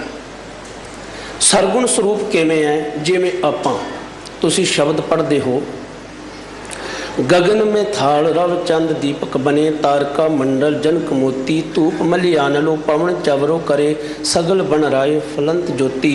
कैसी आरती होए पव खंडना तेरी आरती, अनहता शब्द वजंत पेरी रहाओ, सहस तव नैन नन नैन है तोहे कहो, सहस मूर्त नना एक तोही। हे वाहिगुरु अकाल पुरख जी, तुसी निरंकार हो, अकार रह तो ਤੁਹਾਡੀਆਂ ਅੱਖਾਂ ਨਹੀਂ ਹੈ, ਪਰ ਆ ਜਿੰਨੇ ਜੀਵ ਜੰਤੂ ਨੇ ਇਹਨਾਂ ਸਾਰਿਆਂ ਦੇ ਵਿੱਚ ਤੁਹਾਡੀ ਤਾਂ ਜੋਤ ਹੈ, ਤੁਹਾਡੀ ਤਾਂ ਜੋਤ ਹੈ ਇਹਨਾਂ ਦੇ ਵਿੱਚ। ਠੀਕ ਹੈ, ਇਹ ਜੋਤ ਉਹਨਾਂ ਦੇ ਤਨ ਦੇ ਵਿੱਚ ਹੈ ਤੇ ਮਨ ਦੇ ਵਿੱਚ ਉਹਨਾਂ ਨੇ ਗੁਰੂ ਦੀ ਕਿਰਪਾ ਨਾਲ ਵਸਾਉਣੀ ਹੈ ਤਾਂ ਤੁਸੀਂ ਵਿਆਪਕ ਹੋ। ਇਹ ਗੁਰੂ ਗ੍ਰੰਥ ਸਾਹਿਬ ਜੀ ਦੀ ਬਾਣੀ ਨੂੰ ਮੈਂ ਸਰਗੁਣ ਸਰੂਪ ਕਿਵੇਂ ਕਿਹਾ? ਗੁਰੂ ਨਾਨਕ ਸਾਹਿਬ ਜੀ ਦੇ ਅੰਮ੍ਰਿਤ ਬਚਨਾਂ ਨੂੰ ਪੜ੍ਹੀਏ, ਜੈਸੀ ਮੈਂ ਆਵੇ ਖਸਮ ਕੀ ਬਾਣੀ ਤੈਸੜਾ ਕਰੀ ਗਿਆਨ ਵੇ ਲਾਲੂ। ਹੁਣ ਜੋ ਵਾਹਿਗੁਰੂ ਅਕਾਲ ਪੁਰਖ ਗੁਰੂ ਨਾਨਕ ਸਾਹਿਬ ਮਹਾਰਾਜ ਜੀ ਦੇ ਅੰਦਰ ਵਸਦਾ ਹੋਇਆ, ਟਿਕਿਆ ਹੋਇਆ, ਕਿਉਂਕਿ ਇੱਥੋਂ ਤੱਕ ਭੱਟ ਜਿਹਨਾਂ ਨੇ ਸ਼ਰਧਾ ਵਸ ਅੰਮ੍ਰਿਤ ਬੋਲ ਕਹੇ ਨੇ, ਆਪ ਨਰਾਇਣ ਕਲਾ ਧਾਰ ਜਗ ਮੇ ਪਰਵਰਿਓ। ਹੁਣ ਇਹ ਜਿਹੜੇ ਨਿਰੰਕਾਰੀ ਬੋਲ ਸਨ, ਜਿਹੜੇ ਸੱਚੇ ਸੁੱਚੇ ਬੋਲ ਸਨ, ਇਹਨਾਂ ਅੰਮ੍ਰਿਤ ਬਚਨਾਂ ਨੂੰ ਸ਼ਬਦੀ ਜਾਮਾ ਪਹਿਨਾਇਆ ਸਤਿਗੁਰਾਂ ਨੇ। ਜੋ ਅੰਦਰ ਗਿਆਨ ਦਾ ਪ੍ਰਕਾਸ਼ ਹੋਇਆ ਉਹਨੂੰ ਸ਼ਬਦੀ ਜਾਮਾ ਪਹਿਨਾ ਦਿੱਤਾ। ਇਹ ਜਿਹੜੀ ਅਸੀਂ ਗੁਰਬਾਣੀ ਪੜ੍ਹਦੇ ਹਾਂ, ਇਹ ਰੱਬੀ ਬੋਲ ਨੇ, ਇਹ ਸੱਚੇ ਬੋਲ ਨੇ। ਇਹ ਸੱਚੇ ਬੋਲਾਂ ਦੇ ਨਾਲ ਅਸੀਂ ਜੁੜਨਾ ਹੈ, ਔਰ ਇਹਨਾਂ ਬੋਲਾਂ ਦੇ ਰਾਹੀਂ ਇਹ ਵੀ ਮੈਂ ਕਹਿੰਦਾ ਵਾਹਿਗੁਰੂ ਅਕਾਲ ਪੁਰਖ ਨੇ ਸਾਡੇ ਉੱਪਰ ਇੱਕ ਤਰਸ ਕੀਤਾ ਹੈ ਕਿ ਸਾਡੇ ਕੋਲ ਸਮੁੱਚੀ ਮਾਨਵਤਾ ਦਾ ਸਰਬ ਸਾਂਝਾ ਸਤਿਗੁਰੂ ਧੰਨ ਸ੍ਰੀ ਗੁਰੂ ਗ੍ਰੰਥ ਸਾਹਿਬ ਹੈ, ਤੇ ਇਸ ਦਾ ਇੱਕ ਇੱਕ ਬੋਲ ਜਿਹੜਾ ਉਹ ਸਦੀਮ ਕਾਲ ਸੱਚਾ ਹੈ, ਅੰਮ੍ਰਿਤ ਬਚਨ ਹੈ। ਉਹ ਬੋਲ ਨੇ, ਹਉ ਆਪੋ ਬੋਲ ਨਾ ਜਾਣਦਾ, ਮੈਂ ਕਹਿਆ ਸਭ ਹੁਕਮਾਓ ਜੀਓ। ਹੁਣ ਜਦੋਂ ਅਸੀਂ ਸਤਿਗੁਰੂ ਸੱਚੇ ਪਾਤਸ਼ਾਹ ਜੀ ਦੇ ਅੰਦਰੂਨੀ ਬਹਿਰੂਨੀ ਦਰਸ਼ਨ ਕੀਤੇ ਤੇ ਸੰਗਤ ਵਿੱਚ ਆਣ ਕੇ ਬੈਠ ਗਏ, ਇਹਦੇ ਬਾਰੇ ਵੀ ਮੈਂ ਇੱਕ ਟੁਕ ਮਾਤਰ ਬੇਨਤੀ ਕਰ ਦੇਵਾਂ। ਸਾਡੇ ਸਾਰਿਆਂ ਦੇ ਮਨਾਂ ਵਿੱਚ ਇੱਕ ਵਿਚਾਰ ਚੱਲਦੀ ਹੈ, ਸਾਨੂੰ ਸਵਰਗ ਮਿਲ ਜਾਏਗਾ, ਕਿਤੇ ਅਸੀਂ ਵੀ ਸੱਚਖੰਡ ਵਾਸੀ ਹੋ ਜਾਈਏ। ਅਸੀਂ ਥੋੜ੍ਹਾ ਜਿਹਾ ਆਪਣੇ ਆਪ ਨੂੰ ਹੌਸਲਾ ਦੇਣ ਵਾਸਤੇ ਕੋਈ ਪੁਰਾਣੀ ਚਲਾਣਾ ਕਰ ਜੀ, ਉਹਨੂੰ ਸਵਰਗਵਾਸੀ ਵੀ ਕਹਿੰਦੇ ਆ। ਹਾਲੇ ਕਿ ਉਹ ਭਾਵੇਂ ਕਿਤੇ ਗੁਰਦੁਆਰੇ ਮੱਥਾ ਟੇਕਣ ਹੀ ਆਇਆ ਹੋਵੇ, ਜਾਂ ਧਰਮ ਦੇ ਬੁਰਕੇ ਹੇਠ ਉਹ ਪਾਪ ਅਪਰਾਧ ਕਰਦਾ ਹੋਵੇ, ਅਸੀਂ ਉਹਨੂੰ ਵੀ ਸਵਰਗਵਾਸੀ ਬਣਾ ਦਿੰਦੇ ਹਾਂ, ਅਸੀਂ ਉਹਨੂੰ ਵੀ ਸੱਚਖੰਡ ਵਾਸੀ ਬਣਾ ਦਿੰਦੇ ਹਾਂ। ਕਈ ਵਾਰ ਉਹਨਾਂ ਵੱਲ ਦੇਖ ਕੇ ਮਨ 'ਚ ਆਉਂਦਾ ਅਸੀਂ ਵੀ ਸੱਚਖੰਡ ਵਾਸੀ ਹੋਵਾਂਗੇ। ਹੋ ਸਕਦੇ ਹਾਂ। ਕਿਵੇਂ ਹੋ ਸਕਦੇ ਹਾਂ? ਕਿਉਂਕਿ ਸੱਚਖੰਡ ਵਸੇ ਨਿਰੰਕਾਰ, ਨਿਰੰਕਾਰ ਸੱਚਖੰਡ ਵਿੱਚ ਵਸਦਾ ਹੈ। ਤੇ ਇਹ ਸੱਚਖੰਡ ਹੈ ਕੀ ਹੈ, ਇਹ ਵੀ ਅਸੀਂ ਭਾਈ ਸਾਹਿਬ ਭਾਈ ਗੁਰਦਾਸ ਜੀ ਨੂੰ ਪੁੱਛ ਲੈਂਦੇ ਹਾਂ। ਤੇ ਗੁਰੂ ਕੇ ਪਿਆਰੇ ਸਿੱਖ ਨੇ ਸਾਨੂੰ ਬੜੇ ਪਿਆਰ ਨਾਲ ਸਮਝਾਇਆ ਹੈ, ਸਾਧ ਸੰਗਤ ਸੱਚਖੰਡ ਹੈ। ਆ ਜਿਹੜਾ ਤੁਸੀਂ ਗੁਰੂ ਦੀ ਹਜ਼ੂਰੀ ਵਿੱਚ ਬੈਠੇ ਹੋਏ ਹੋ, ਇਹਨੂੰ ਸੱਚਖੰਡ ਕਹਿੰਦੇ ਹੋ। ਅਗਰ ਅਸੀਂ ਸੱਚਖੰਡ ਵਿੱਚ ਬੈਠ ਕੇ ਧੰਨ ਗੁਰੂ ਗ੍ਰੰਥ ਸਾਹਿਬ ਮਹਾਰਾਜ ਜੀ ਦੇ ਦੀਦਾਰ ਕਰਦੇ, ਉਹਨਾਂ ਦੀ ਵਿਚਾਰਧਾਰਾ ਦੇ ਦੀਦਾਰ ਕਰਦੇ ਹਾਂ, ਤੇ ਸਾਨੂੰ ਆਤਮਿਕ ਆਨੰਦ, ਆਤਮਿਕ ਸਕੂਨ ਦੀ ਪ੍ਰਾਪਤੀ ਹੁੰਦੀ ਹੈ। ਗੁਰੂ ਦੇ ਬਚਨਾਂ ਅਨੁਸਾਰ ਜੀਵਨ ਨੂੰ ਜਿਉਣਾ। ਜੀਵਨ ਤਉ ਗਣੀਏ, ਇਸ ਜੀਵਨ ਨੂੰ ਤਾਂ ਹੀ ਸਫਲਾ ਗਿਣਿਆ ਜਾਣਾ ਚਾਹੀਦਾ ਹੈ। ਜੀਵਨ ਤਉ ਗਣੀਏ ਹਰ ਭੇਖਾ, ਜੇ ਮੈਂ ਇਸ ਮਨੁੱਖੀ ਜੀਵਨ ਦੇ ਰਾਹੀਂ ਪ੍ਰਭੂ ਪਿਆਰੇ ਦੇ ਦੀਦਾਰ ਕਰ ਸਕਾਂ, ਜੇ ਮੈਂ ਉਸ ਗੁਰ ਪਰਮੇਸ਼ਰ ਦੇ ਦੀਦਾਰ ਕਰ ਸਕਾਂ, ਭਾਵ ਉਸ ਦੀ ਵਿਚਾਰ ਨੂੰ ਸਮਝ ਸਕਾਂ। ਕਰਹੁ ਕਿਰਪਾ ਪ੍ਰੀਤਮ ਮਨ ਮੋਹਨ, ਫੋਰ ਭਰਮ ਕੀ ਰੇਖਾ। ਇੱਕ ਸਾਡੇ ਮਨਾਂ ਦੇ ਅੰਦਰ ਭਰਮ ਪਿਆ ਹੋਇਆ ਹੈ। ਇਹ ਨਹੀਂ ਇੱਕ ਜਣੇ ਦੇ, ਕੇਵਲ ਰੱਬ ਦੇ ਪਿਆਰਿਆਂ ਨੂੰ ਛੱਡ ਕੇ ਹਰ ਇੱਕ ਬੰਦਾ ਭਰਮ ਦੇ ਵਿੱਚ ਹੈ, ਹਰ ਇੱਕ ਬੰਦਾ ਭੁਲੇਖੇ ਦੇ ਵਿੱਚ ਹੈ। ਤੇ ਭਰਮ ਕਿਹਾ ਕਿਹਨੂੰ ਜਾਂਦਾ ਹੈ? ਮਾਧਵੈ ਕਿਆ ਕਹੀਏ ਭਰਮ ਐਸਾ, ਜੈਸਾ ਮਾਨੀਏ ਹੋਏ ਨਾ ਤੈਸਾ। ਇਹਨੂੰ ਭਰਮ ਆਖਿਆ ਜਾਂਦਾ ਹੈ। ਜੋ ਹੋਵੇ ਨਾ ਪਰ ਹੋਣ ਦਾ ਭੁਲੇਖਾ ਪਾਵੇ, ਉਹਨੂੰ ਭਰਮ ਆਖਿਆ ਜਾਂਦਾ ਹੈ। ਔਰ ਰੱਬ ਦੇ ਪਿਆਰਿਆਂ ਨੂੰ ਛੱਡ ਕੇ, ਬੰਦਗੀ ਕਰਨ ਵਾਲੀਆਂ ਰੂਹਾਂ ਨੂੰ ਛੱਡ ਕੇ ਤਕਰੀਬਨ ਹਰ ਇੱਕ ਵਿਅਕਤੀ ਭਰਮ ਦੇ ਵਿੱਚ ਹੈ, ਭੁਲੇਖੇ ਦੇ ਵਿੱਚ ਹੈ। ਹਮ ਬਡ ਕਬ ਕੁਲੀਨ, ਹਮ ਪੰਡਤ, ਹਮ ਜੋਗੀ ਸੰਨਿਆਸੀ, ਗਿਆਨੀ ਗੁਣੀ ਸੂਰ ਹਮ ਦਾਤੇ, ਇਹ ਬੁੱਧ ਕਬਹਿ ਨਾ ਨਾਸੀ। ਇਹ ਭਰਮ ਹੈ ਕਿ ਅਸੀਂ ਬੜੇ ਵੱਡੇ ਗਿਆਨੀ ਹਾਂ, ਅਸੀਂ ਬੜੇ ਗੁਣਵਾਨ ਹਾਂ, ਸਾਡੀ ਬੜੀ ਕੁਲ ਉੱਚੀ ਹੈ, ਸਾਡਾ ਧਰਮ ਬੜਾ ਉੱਚਾ ਹੈ। ਬਲਕਿ ਭਾਵੇਂ ਧਰਮ ਦੇ ਮਤਲਬ ਦਾ ਨਾ ਹੀ ਪਤਾ ਹੋਵੇ, ਫਿਰ ਵੀ ਅਸੀਂ ਕਹਾਂਗੇ ਮੇਰਾ ਧਰਮ ਬੜਾ ਉੱਚਾ ਹੈ। ਇੱਕ ਸਾਡੇ ਮਨ ਦੇ ਅੰਦਰ ਭਰਮ ਪੈ ਗਿਆ, ਭੁਲੇਖੇ ਪੈ ਗਏ। ਜਿਨ੍ਹਾਂ ਲੋਕਾਂ ਨੇ ਸਾਨੂੰ ਸੱਚ ਨਾਲ ਜੋੜਨਾ ਸੀ, ਉਹਨਾਂ ਨੇ ਹੀ ਸਾਨੂੰ ਭਰਮ ਭੁਲੇਖਿਆਂ ਦੇ ਵਿੱਚ ਪਾ ਕੇ ਆਪਣੀ ਲੁੱਟ ਕੁੱਟ ਦਾ ਸ਼ਿਕਾਰ ਬਣਾਉਣਾ ਸ਼ੁਰੂ ਕਰ ਲਿਆ। ਕਿਸੇ ਵਿਦਵਾਨ ਦੇ ਬੋਲ ਨੇ, ਇਹ ਤਿੰਨ ਲੋਕ ਹੋਇਆ ਕਰਦੇ ਨੇ ਜਿਹੜੇ ਸਾਰੀ ਦੁਨੀਆ ਨੂੰ ਉਂਗਲਾਂ ਤੇ ਨਚਾਉਂਦੇ ਨੇ, ਪੰਡਤ, ਪੁਜਾਰੀ ਤੇ ਰਾਜਨੇਤਾ। ਇਹ ਤਿੰਨ ਲੋਕ।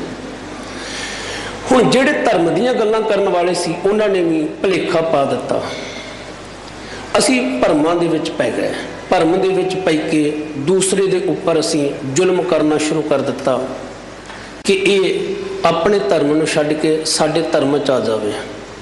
ਅਸੀਂ ਉਹਨਾਂ ਨੂੰ ਤਰ੍ਹਾਂ ਤਰ੍ਹਾਂ ਦੇ ਲਾਲਚ ਦੇਣੇ ਸ਼ੁਰੂ ਕਰ ਦਿੱਤੇ। ਦੀਨੋਂ ਬਦੀਨ ਕਰਨ ਦਾ ਹਰ ਕੋਝਾ ਯਤਨ ਕੀਤਾ ਗਿਆ। ਔਰੰਗਜ਼ੇਬ ਤੋਂ ਪਹਿਲਾਂ ਵੀ ਬਹੁਤ ਸੀ, ਪਰੰਤੂ ਔਰੰਗਜ਼ੇਬ ਦੇ ਵੇਲੇ ਵੀ, ਜਿਸ ਵੇਲੇ ਹਿੰਦੂ ਭਾਈਚਾਰੇ ਦੇ ਉੱਪਰ ਜ਼ੁਲਮ ਕੀਤਾ ਜਾਂਦਾ ਸੀ, ਉਹਨਾਂ ਦੇ ਤਿਲਕ ਜ਼ੰਨੂ ਜਿਹੜੇ ਉਤਾਰੇ ਜਾਂਦੇ ਸੀ, ਧਾਰਮਿਕ ਚਿੰਨ੍ਹਾਂ ਤੋਂ ਦੂਰ ਕੀਤਾ ਜਾਂਦਾ ਸੀ, ਔਰ ਮੰਦਰਾਂ ਨੂੰ ਢਾਇਆ ਜਾਂਦਾ ਸੀ, ਔਰ ਮੂਰਤੀਆਂ ਨੂੰ ਬ੍ਰਾਹਮਣਾਂ ਦੇ ਖੂਨ ਦੇ ਨਾਲ ਨਵਾਇਆ ਜਾਂਦਾ ਸੀ। ਇਹ ਬੜਾ ਵੱਡਾ ਪਾਪ ਸੀ। ਪਰ ਮੈਂ ਇੱਕ ਬੇਨਤੀ ਕਰਾਂ, ਜੇ ਗੁਨਾਹ ਇੱਕ ਜਣੇ ਦਾ ਹੋਵੇ ਤੇ ਸਾਰੀ ਕੌਮ ਨੂੰ ਕਦੇ ਗੁਨਾਹਗਾਰ ਨਹੀਂ ਮੰਨਣਾ ਚਾਹੀਦਾ। ਇਹ ਨਾਲੇ ਵੈਸੇ ਵੀ ਹੁੰਦਾ ਹੈ, ਸਿਆਸੀ ਨਸ਼ਾ ਹੁੰਦਾ ਹੈ, ਰਾਜਸੀ ਨਸ਼ਾ ਹੁੰਦਾ ਹੈ। ਜਦੋਂ ਮਗਰ, ਜਿਵੇਂ ਅਸੀਂ ਕਹਿੰਦੇ ਨਾ ਕਿ ਕੱਟਾ ਕਿੱਲੇ ਤੇ ਵਾਂਕਦਾ ਹੈ, ਜਦੋਂ ਉਹਦੇ ਮਗਰ ਪਾਵਰ ਹੋਵੇ, ਉਹਨੂੰ ਪਤਾ ਹੋਵੇ ਮੇਰੇ ਤੇ ਹੋਣਾ ਨਹੀਂ। ਔਰ ਐਸੇ ਲੋਕਾਂ ਨੇ ਰੱਬ ਵੀ ਵੱਖ-ਵੱਖ ਬਣਾ ਲਏ ਤੇ ਰੱਬ ਦੇ ਨਾਮ ਵੀ ਵੱਖ-ਵੱਖ। ਔਰ ਰੱਬੀ ਸਥਾਨ ਵੀ ਇਹਨਾਂ ਨੇ ਵੰਡ ਲਿਆ। ਧਰਮਾਂ ਦੇ ਨਾਮ ਦੇ ਉੱਪਰ ਦੂਸਰਿਆਂ ਦੇ ਨਾਲ ਅਜਿਹੇ ਕੁਕਰਮ ਕੀਤੇ, ਅਜਿਹੇ ਜ਼ੁਲਮ ਕੀਤੇ, ਅਜਿਹੀ ਖੂਨ ਦੀ ਹੋਲੀ ਖੇਡੀ ਜੋ ਮਾਨਵਤਾ ਨੂੰ ਸ਼ਰਮਸਾਰ ਕਰਦੀ ਹੈ। ਇਹ ਭਰਮ ਹੈ, ਭੁਲੇਖਾ ਹੈ ਕਿ ਅਸੀਂ ਬੜਾ ਚੰਗਾ ਕੰਮ ਕਰ ਰਹੇ ਹਾਂ। ਇਹ ਨਹੀਂ ਹੈ ਕਿ ਕੋਈ ਮੁਸਲਮਾਨ ਹਿੰਦੂ ਨੂੰ ਮਾਰੇ, ਸਿੱਖ ਨੂੰ ਮਾਰੇ, ਕ੍ਰਿਸਚਨ ਨੂੰ ਮਾਰੇ ਕਿ ਤੂੰ ਅੱਲਾਹੂ ਅਕਬਰ ਕਹਿ ਤੇ ਅੱਲਾਹ ਪਾਕ ਉੱਤੇ ਖੁਸ਼ ਹੋਵੇਗਾ। ਬਿਲਕੁਲ ਨਹੀਂ। ਤੇ ਇਹ ਵੀ ਜ਼ਰੂਰੀ ਨਹੀਂ ਹੈ ਇੱਕ ਹਿੰਦੂ ਜਿਹੜਾ ਹੈ ਉਹ ਮੁਸਲਮਾਨ ਨੂੰ ਕੁੱਟ-ਕੁੱਟ ਕੇ ਮਾਰੇ, ਬੋਲ ਜੈ ਸ਼੍ਰੀ ਰਾਮ। ਮੈਂ ਕੱਲ ਦੇਖ ਰਿਹਾ ਸੀ, ਇੱਕ ਛੋਟੇ ਜਿਹੇ ਬੱਚੇ ਦੀ ਵੀਡੀਓ ਵਾਇਰਲ ਹੋਈ ਹੈ। ਹੋ ਸਕਦਾ ਬੱਚਾ ਵਿਚਾਰਾ ਹਾਲੇ ਬੋਲ ਵੀ ਨਾ ਸਕਦਾ ਹੋਵੇ, ਉਹਨੂੰ ਮਾਰਿਆ ਜਾ ਰਿਹਾ ਕਿ ਬੋਲ ਜੈ ਸ਼੍ਰੀ ਰਾਮ। ਮੈਂ ਐਸੇ ਲੋਕਾਂ ਨੂੰ ਬੇਨਤੀ ਕਰਨੀ ਚਾਹੁੰਦਾ ਹਾਂ, ਜੇ ਅਸੀਂ ਆਪਣੇ ਪਰਮੇਸ਼ਰ ਨੂੰ ਯਾਦ ਕਰਦੇ ਹਾਂ ਤੇ ਸਾਨੂੰ ਕਦੇ ਵੀ ਦੂਸਰੇ ਦੇ ਉੱਪਰ ਜ਼ੁਲਮ ਨਹੀਂ ਕਰਨਾ ਚਾਹੀਦਾ, ਤਸ਼ੱਦਦ ਨਹੀਂ ਕਰਨਾ ਚਾਹੀਦਾ। ਕਿ ਇਸ ਤਰ੍ਹਾਂ ਦੇ ਪਾਪ ਅਪਰਾਧ ਕਰਨ ਦੇ ਨਾਲ ਅੱਲਾਹ ਤਾਲਾ ਜਿਹੜਾ ਖੁਸ਼ ਹੋਵੇਗਾ? ਕਿ ਸ਼੍ਰੀ ਰਾਮਚੰਦਰ ਜੀ ਖੁਸ਼ ਹੋਣਗੇ?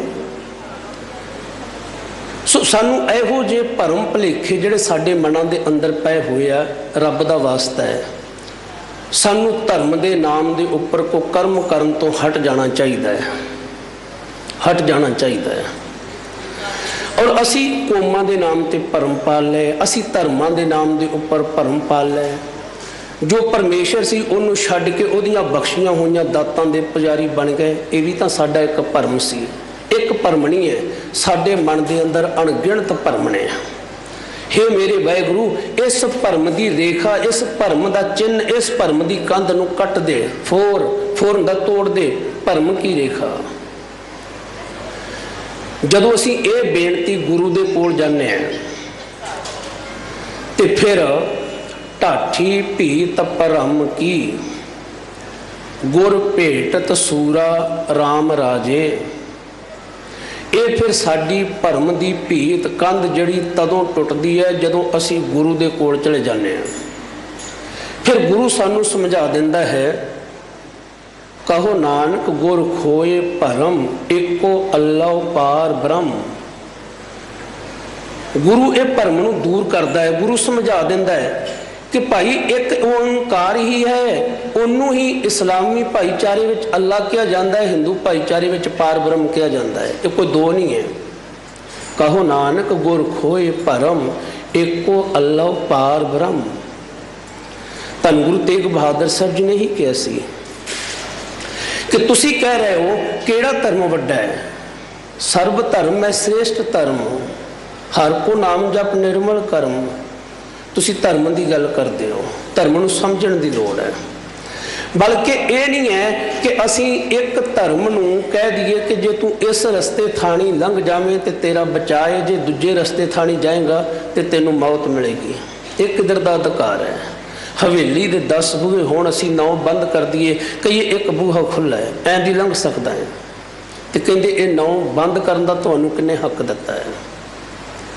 ਇਸ ਵਾਸਤੇ ਧਰਮ ਦੇ ਨਾਮ ਦੇ ਉੱਪਰ ਜਦੋਂ ਵੀ ਅਸੀਂ ਅਜਿਹੇ ਕੁਝ ਕਰਮ ਕਰਦੇ ਹਾਂ, ਕਿਉਂਕਿ ਬਹੁਤੀ ਵਾਰੀ ਅਸੀਂ ਭਰਮ ਨੂੰ ਧਰਮ ਸਮਝਿਆ ਹੋਇਆ ਹੈ, ਭਰਮ ਨੂੰ ਧਰਮ ਸਮਝ ਕੇ ਬਹੁਤ ਸਾਰੇ ਕਰਮ ਕਾਂਡਾਂ ਦੇ ਵਿੱਚ ਲੱਗ ਗਏ। ਹੇ ਵਾਹਿਗੁਰੂ, ਕਿਰਪਾ ਕਰੋ, ਇਹ ਸਾਡੇ ਭਰਮ ਦੀ ਭੀਤ ਜਿਹੜੀ ਹੈ ਉਹ ਤੋੜ ਦਿਓ। ਜਦੋਂ ਅਸੀਂ ਬੇਨਤੀ ਕਰਦੇ ਫਿਰ ਫੂਟੋ ਆਂਡਾ ਭਰਮ ਕਾ ਮਨੇ ਭਇਆ ਪਰਗਾਸ, ਕਾਟੀ ਬੇਰੀ ਪਗੈ ਤੈ ਗੁਰ ਕੀਨੀ ਬੰਦ ਖਲਾਸ। ਇਹ ਫਿਰ ਜਿਹੜਾ ਭਰਮ ਦਾ ਆਂਡਾ ਹੈ, ਜਦੋਂ ਆਂਡਾ ਟੁੱਟਦਾ ਹੈ ਨਾ, ਉਹਦਾ ਛਿਕੜਾ ਵੱਖਰਾ ਹੋ ਜਾਂਦਾ ਹੈ ਤੇ ਉਹਦੇ ਵਿੱਚ ਜਿਹੜਾ ਬੱਚਾ ਕੈਦ ਹੋਇਆ ਹੁੰਦਾ ਹੈ ਉਹ ਆਜ਼ਾਦ ਹੋ ਜਾਂਦਾ ਹੈ। ਇਸੇ ਤਰ੍ਹਾਂ ਗੁਰੂ ਜਦੋਂ ਸਾਡੇ ਭਰਮ ਦੇ ਕਵਾੜ ਜਿਹੜੇ ਨੇ, ਭਰਮ ਦੇ ਆਂਡੇ ਨੂੰ ਤੋੜ ਦਿੰਦਾ ਹੈ, ਫਿਰ ਸਾਡੀ ਜੀਵਾਤਮਾ ਜਿਹੜੀ ਉਹ ਸੁਤੰਤਰ ਹੋ ਜਾਂਦੀ, ਉਹਦੀ ਸੋਚ ਉੱਚੀ ਹੋ ਜਾਂਦੀ ਹੈ। ਉਹਦੇ ਲਈ ਫਿਰ ਇਹ ਨਹੀਂ ਰਹਿੰਦਾ ਕਿ ਹਿੰਦੂ ਹੈ, ਮੁਸਲਮ ਹੈ, ਈਸਾਈ ਹੈ, ਸਿੱਖ ਹੈ, ਬੋਧੀ ਹੈ, ਜੈਨੀ ਹੈ। ਉਹ ਇਹੀ ਕਹਿੰਦਾ ਹੈ, ਜੋ ਦਿਸੈ ਸੋ ਤੇਰਾ ਰੂਪ।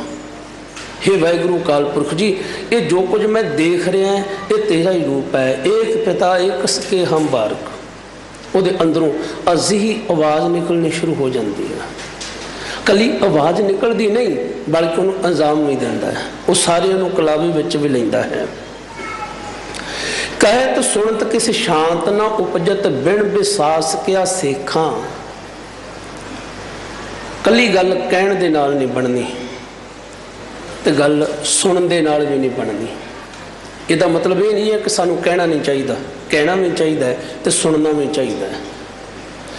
पर गल ये है जो असी कह रहे हाँ, जो असी सुन रहे हाँ, वो साडे की अमली जीवन दे विच है। गल इत्थे आण के मुकदी है। कहण दी किहड़ी गल है? कहण नूं कोई भी कह सकता है। 2-4 किताबां पढ़ो, इहदे विच किहड़ी गल है? अगला कह देंगे जी असी तो ज्ञानी हो गए, असी तो विद्वान हो गए। कोई भी है। आप देखते हैं जिन्ने उपदेशक साडे इंडिया दे ने, किन्ने टीवी चैनलों के उपर आप देखते हैं किन्ने उपदेशक ने, तो बहुती बारी की है असी जो सच है उहदे उलट जाके झूठ का सहारा भी लेने, जदों कि सच ते धर्म ये कदे भी झूठ के मुथाज नहीं होंदे।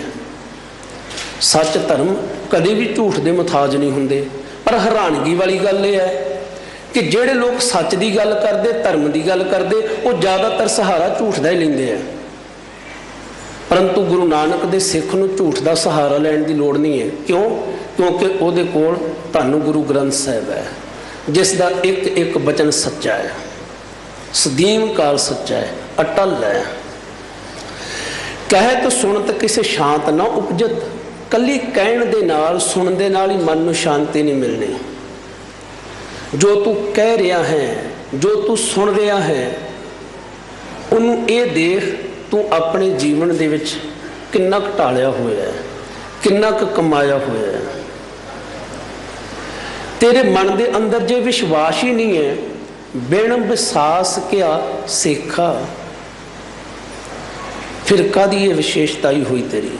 की ये विशेष विश्वास तो आया ही नहीं।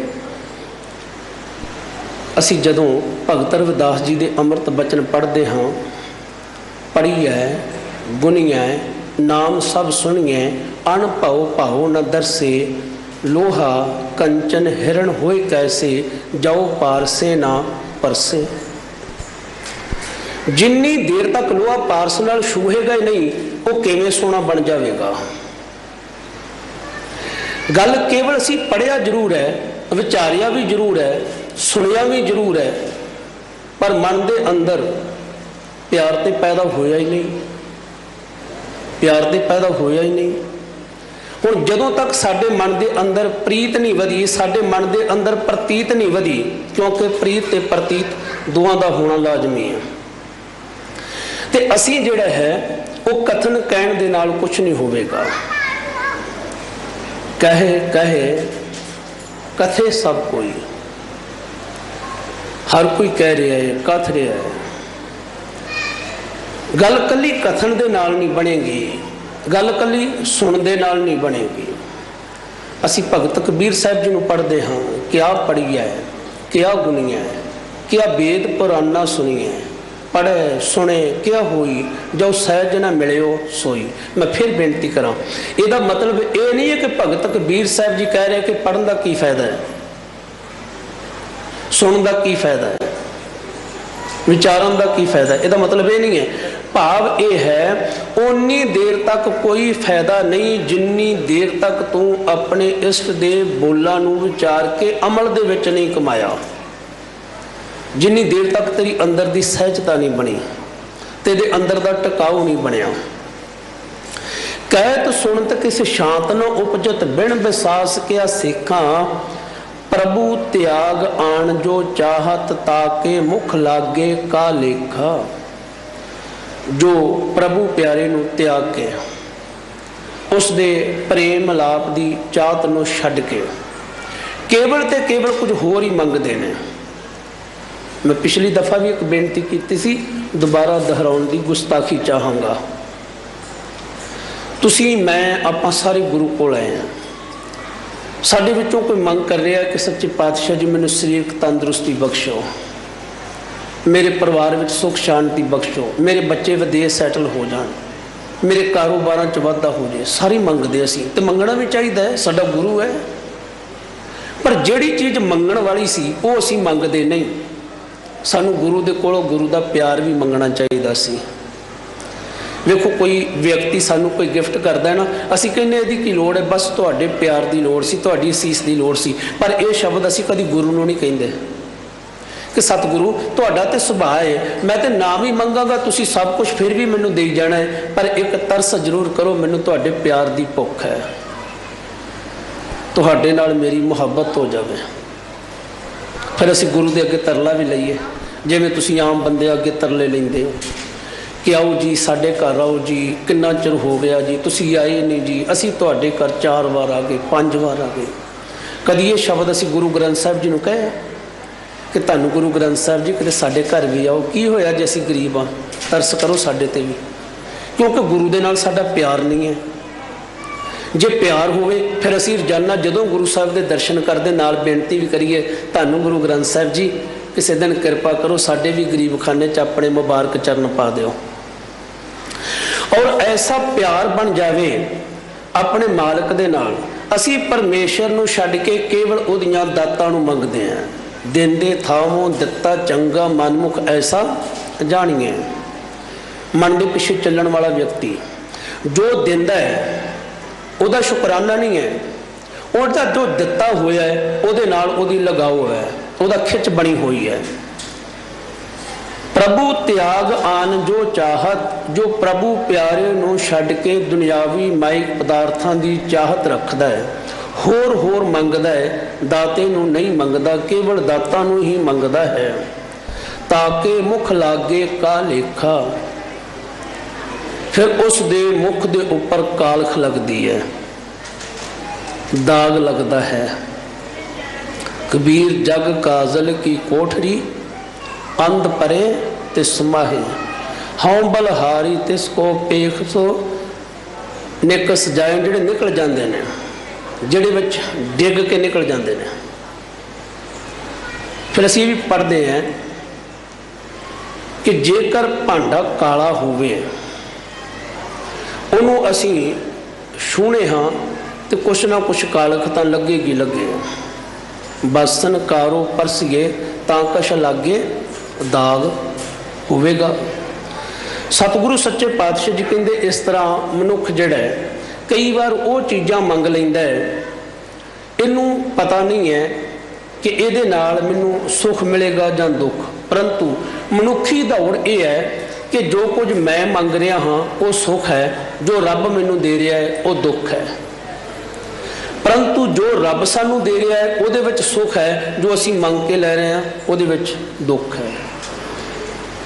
ਕਿਉਂਕਿ ਅਸੀਂ ਸਮਝ ਰਹੇ ਸੀ ਕਿ ਰੱਬ ਸਾਨੂੰ ਸੁੱਖ ਨਹੀਂ ਦੇ ਰਿਹਾ, ਅਸੀਂ ਉਹਦੇ ਕੋਲੋਂ ਸੁੱਖ ਮੰਗ ਰਹੇ ਸੀ। ਸੁੱਖ ਮੰਗਤ ਦੁੱਖ ਆਗਲ ਆਵੈ, ਸੋ ਸੁਖ ਹਮੋ ਨਾ ਮੰਗਿਆ ਪਾਵੈ। ਸੁਖ ਕੋ ਮੰਗੇ ਸਭ ਕੋ, ਦੁੱਖ ਨਾ ਮੰਗੇ ਕੋਏ। ਸੁਖ ਹੈ ਕਉ ਦੁੱਖ ਅਗਲਾ, ਮਨਮੁਖ ਬੂਝ ਨਾ ਹੋਏ।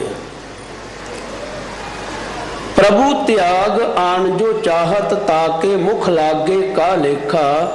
जाकै रास सर्व सुख स्वामी, आन न मानत ਭੇਖਾ। ਜਿਹਦੇ ਕੋਲ ਸਾਰੇ ਹੀ ਸੁੱਖਾਂ ਦਾ ਦਾਨ ਦੇਣ ਵਾਲਾ ਦਾਤਾ ਸੁਆਮੀ ਵਾਲਕ ਵਾਹਿਗੁਰੂ ਹੈ, ਜੋ ਸੁੱਖਾਂ ਦਾ ਖਜ਼ਾਨਾ ਹੈ, ਸੁੱਖਾਂ ਦਾ ਸੁਆਮੀ ਹੈ, ਜਿਹਦੇ ਉਹ ਸਰਮਾਇਆ ਬਣ ਜਾਂਦਾ ਹੈ। ਰਾਸ ਕਹਿੰਦੇ ਨੇ ਸਰਮਾਏ ਨੂੰ, ਰਾਸ ਪੂੰਜੀ। ਜੋ ਸਰਬ ਸੁੱਖਾਂ का दाता सतगुर है, उस द्वारा दिता होया नाम उपदेश जिस जीव का सरमाया बन जाता है, रास पूंजी बन जाती है। जाके रास सर्व सुख स्वामी, आन न मानत ਭੇਖਾ। ਉਹ ਹੁਣ ਹੋਰ ਭੇਖਾਂ ਤੋਂ ਉੱਪਰ ਉੱਠ ਗਿਆ, ਉਹਨੂੰ ਪਤਾ ਲੱਗ ਗਿਆ ਕਿ ਜਾਣਨਹਾਰ ਪ੍ਰਭੂ ਪਰਬੀਨ, ਜਿਹੜਾ ਪਾਰ ਬ੍ਰਹਮ ਪਰਮੇਸ਼ਰ ਹੈ ਉਹ ਜਾਣਦਾ ਹੈ, ਤੇ ਉਹ ਬਾਹਰਲੇ ਸਾਡੇ ਭੇਖ ਦੇ ਉੱਪਰ ਰੀਝਦਾ ਵੀ ਨਹੀਂ ਹੈ। ਅਜੋਕੇ ਸਮੇਂ ਦੇ ਦੌਰਾਨ ਜਦੋਂ ਅਸੀਂ ਦੇਖਦੇ ਹਾਂ, ਦੇਖੋ ਸੱਚ ਕਹਿਣਾ ਵੀ ਬੜਾ ਔਖਾ ਹੈ ਤੇ ਸੱਚ ਨੂੰ ਬਰਦਾਸ਼ਤ ਕਰਨਾ ਵੀ ਬੜਾ ਔਖਾ ਹੈ। ਅਸੀਂ ਧਾਰਮਿਕ ਪਹਿਰਾਵੇ ਜ਼ਰੂਰ ਪਹਿਨ ਲਏ, ਕਿਉਂਕਿ ਇਹ ਸਾਡੇ ਜੋ ਧਾਰਮਿਕ ਚਿੰਨ੍ਹ ਸੀ, ਸਾਡਾ ਇੱਕ ਵਰਦੀ ਹੈ ਸਾਡੀ, ਜਾਂ ਕਿਸੇ ਵੀ ਮੱਤ ਦੀ ਅਸੀਂ ਗੱਲ ਕਰ ਲਈਏ, ਜੋ ਵੀ ਉਹਨਾਂ ਨੂੰ ਦੱਸਿਆ ਤੁਸੀਂ ਮੱਥੇ ਤੇ ਤਿਲਕ ਲਾਉਣਾ ਹੈ, ਤੁਸੀਂ ਮਾਲਾ ਫੇਰਨੀ ਹੈ, ਤੁਸੀਂ ਸੁੰਨਤ ਕਰਾਉਣੀ ਹੈ, ਤੁਸੀਂ 5 ਕਕਾਰੀ ਵਰਦੀ ਪਾਉਣੀ ਹੈ, ਇਹ ਜੋ ਕੁਛ ਵੀ ਸੀ ਇੱਕ ਸਾਡੀ ਯੂਨੀਫਾਰਮ ਹੈ। ਇੱਕ ਬੱਚੇ ਨੇ ਯੂਨੀਫਾਰਮ ਤਾਂ ਪਾਈ ਹੈ, ਸਕੂਲ ਵੀ ਜਾਂਦਾ ਹੈ, ਪਰ ਪੜ੍ਹਦਾ ਨਹੀਂ, ਸਟੱਡੀ ਨਹੀਂ ਕਰਦਾ, ਕੀ ਉਹ ਸਾਲਾਨਾ ਇਮਤਿਹਾਨ ਵਿੱਚ ਪਾਸ ਹੋਵੇਗਾ? ਇਸ ਵਾਸਤੇ ਵਰਦੀ ਦੇ ਨਾਲ ਨਾਲ ਉਸ ਲਈ ਪੜ੍ਹਨਾ ਵੀ ਜ਼ਰੂਰੀ ਸੀ। ਗੁਰੂ ਕੇ ਸਿੱਖ ਨੇ 5 ਕਕਾਰੀ ਵਰਦੀ ਪਾਈ, ਗੁਰੂ ਕੇ 5 ਪਿਆਰੇ ਸਾਹਿਬਾਨ ਦੇ ਪਾਸੋਂ ਖੰਡੇ ਬਾਟੇ ਦੀ ਪੌਲ, ਅੰਮ੍ਰਿਤ ਦੀ ਦਾਤ ਪ੍ਰਾਪਤ ਕੀਤੀ। ਹੁਣ ਜਦੋਂ ਇਹ ਖੰਡੇ ਬਾਟੇ ਦੀ ਪੌਲ ਪ੍ਰਾਪਤ ਕਰ ਲਈ, ਇਹ ਗੁਰੂ ਦੀ ਦੀਖਿਆ ਲੈ ਲਈ, ਐਡਮਿਸ਼ਨ ਲੈ ਲਈ। ਹੁਣ ਐਡਮਿਸ਼ਨ ਲੈਣ ਤੋਂ ਬਾਅਦ ਅਸੀਂ ਗੁਰੂ ਦੀ ਬਾਣੀ ਨੂੰ ਪੜ੍ਹਨ ਲੱਗ ਪਏ, ਗੁਰੂ ਦੀ ਬਾਣੀ ਨੂੰ ਸੁਣਨ ਲੱਗ ਪਏ, ਗੁਰੂ ਦੀ ਬਾਣੀ ਨੂੰ ਵਿਚਾਰਨ ਲੱਗ ਪਏ। ਇੱਕ ਵਿਅਕਤੀ ਬਾਹਰਲੇ ਭੇਖ ਦੇ ਉੱਪਰ ਹੀ ਰਹਿ ਜਾਵੇ, ਜਿਹੜੀ ਮੈਂ ਬੇਨਤੀ ਕਰਨ ਲੱਗਾ ਸੀ, ਅਜੋਕਾ ਮਨੁੱਖ ਓਨਾ ਧਾਰਮਿਕ ਨਹੀਂ ਹੈ ਜਿੰਨਾ ਧਾਰਮਿਕ ਹੋਣ ਦਾ ਢੰਗ ਰਚਦਾ ਹੈ, ਜਿੰਨਾ ਵਿਖਾਵਾ ਕਰਦਾ ਹੈ ਕਿ ਮੈਂ ਬੜਾ ਧਾਰਮਿਕ ਹਾਂ, ਕਿਉਂਕਿ ਉਸਨੇ ਸਮਝ ਲਿਆ ਕਿ ਸ਼ਾਇਦ ਧਰਮ ਜਿਹੜਾ ਉਹ ਪਹਿਰਾਵਾ ਹੀ ਹੈ। ਧਰਮ ਬਾਹਰੋਂ ਪੈਦਾ ਨਹੀਂ ਹੁੰਦਾ, ਧਰਮ ਅੰਦਰੋਂ ਪੈਦਾ ਹੁੰਦਾ ਹੈ। ਕੋ ਧਰਮ ਨੂੰ ਛੱਡ ਦੇਣਾ ਹੀ ਧਰਮ ਹੈ, ਕੋ ਧਰਮ ਨੂੰ ਛੱਡ ਦੇਣਾ ਹੀ ਧਰਮ ਹੈ। ਔਰ ਜਿਨ੍ਹਾਂ ਦੇ ਹਿਰਦੇ ਦੇ ਵਿੱਚ ਸਰਬ ਸੁੱਖਾਂ ਕਾ ਦਾਤਾ ਸੁਆਮੀ, ਉਸ ਦੇ ਦੁਆਰਾ ਬਖਸ਼ੇ ਹੋਏ ਨਾਮ ਦੀ ਦਾਤ ਪ੍ਰਾਪਤ ਹੋ ਗਈ, ਉਹ ਭੇਖਾਂ ਦੇ ਉੱਪਰ ਨਹੀਂ ਰੀਝਦਾ, ਉਹ ਕਿਸੇ ਨਾਲ ਨਫ਼ਰਤ ਨਹੀਂ ਕਰਦਾ, ਉਹ ਵਿਖਾਵਾ ਵੀ ਨਹੀਂ ਕਰਦਾ। ਉਹ ਜੋ ਹੈ, ਜੋ ਅੰਦਰੋਂ ਹੈ ਉਹੋ ਜਿਹਾ ਬਾਹਰੋਂ ਹੈ, ਜਿਹੋ ਜਿਹਾ ਬਾਹਰੋਂ ਹੈ ਉਹੋ ਜਿਹਾ ਅੰਦਰੋਂ ਹੈ। ਜਿਸ ਦੇ ਪੱਲੇ ਇਹ ਨਾਮ ਦਾ ਖਜ਼ਾਨਾ ਨਹੀਂ, ਉਹ ਹਮੇਸ਼ਾ ਕਪਟ ਕਰੇਗਾ, ਜੋ ਨਹੀਂ ਹੋਵੇਗਾ ਉਹ ਹੋਣ ਦਾ ਵਿਖਾਵਾ ਕਰੇਗਾ, ਉਹ ਭੇਖਾਂ ਦੇ ਵਿੱਚ ਹੀ ਰੁੱਝ ਜਾਵੇਗਾ। ਇੱਕ ਮੈਂ ਬੇਨਤੀ ਕਰਿਆ ਕਰਦਾ, ਅੱਜ ਅਸੀਂ ਗੁਰੂ ਨਾਨਕ ਸਾਹਿਬ ਜੀ ਦਾ 550 ਸਾਲਾ ਪਾਵਨ ਪ੍ਰਕਾਸ਼ ਦਿਹਾੜਾ ਮਨਾਉਣ ਜਾ ਰਹੇ ਹਾਂ। ਬੜੀ ਖੁਸ਼ੀ ਵਾਲੀ ਗੱਲ, ਸਾਨੂੰ ਆਪਣੇ ਭਾਗ ਚੰਗੇਰੇ ਸਮਝਣੇ ਚਾਹੀਦੇ ਨੇ। ਸਾਨੂੰ ਆਪਣੇ ਸਤਿਗੁਰਾਂ ਦਾ 550 ਸਾਲਾ ਪਾਵਨ ਪ੍ਰਕਾਸ਼ ਦਿਹਾੜਾ ਮਨਾਉਣ ਦਾ ਅਵਸਰ ਮਿਲਿਆ ਹੈ। ਔਰ ਸਾਡੇ ਸਿੱਖਾਂ ਦੀ ਸਰਮਾਵਰ ਜਥੇਬੰਦੀ, ਸ਼੍ਰੋਮਣੀ ਗੁਰਦੁਆਰਾ ਪ੍ਰਬੰਧਕ ਕਮੇਟੀ, ਦਿੱਲੀ ਸਿੱਖ ਗੁਰਦੁਆਰਾ ਪ੍ਰਬੰਧਕ ਕਮੇਟੀ ਤਥਾ ਹੋਰ ਵੀ ਜੋ ਪੰਥ ਦਾ ਦਰਦ ਰੱਖਣ ਵਾਲੀਆਂ ਸਾਡੀਆਂ ਜਥੇਬੰਦੀਆਂ, ਸੰਪਰਦਾਵਾਂ, ਮਿਸ਼ਨਰੀ ਕਾਲਜ, ਇਸ ਗੱਲ ਕੀ ਹਰ ਇੱਕ ਨਾਨਕ ਨਾਮ ਲੇਵਾ ਦੇ ਮਨ ਦੇ ਵਿੱਚ ਬੜਾ ਹੀ ਚਾਅ ਹੈ, ਬੜਾ ਹੀ ਉਤਸ਼ਾਹ ਹੈ ਕਿ ਅਸੀਂ ਗੁਰੂ ਦੀਆਂ ਖੁਸ਼ੀਆਂ ਪ੍ਰਾਪਤ ਕਰੀਏ।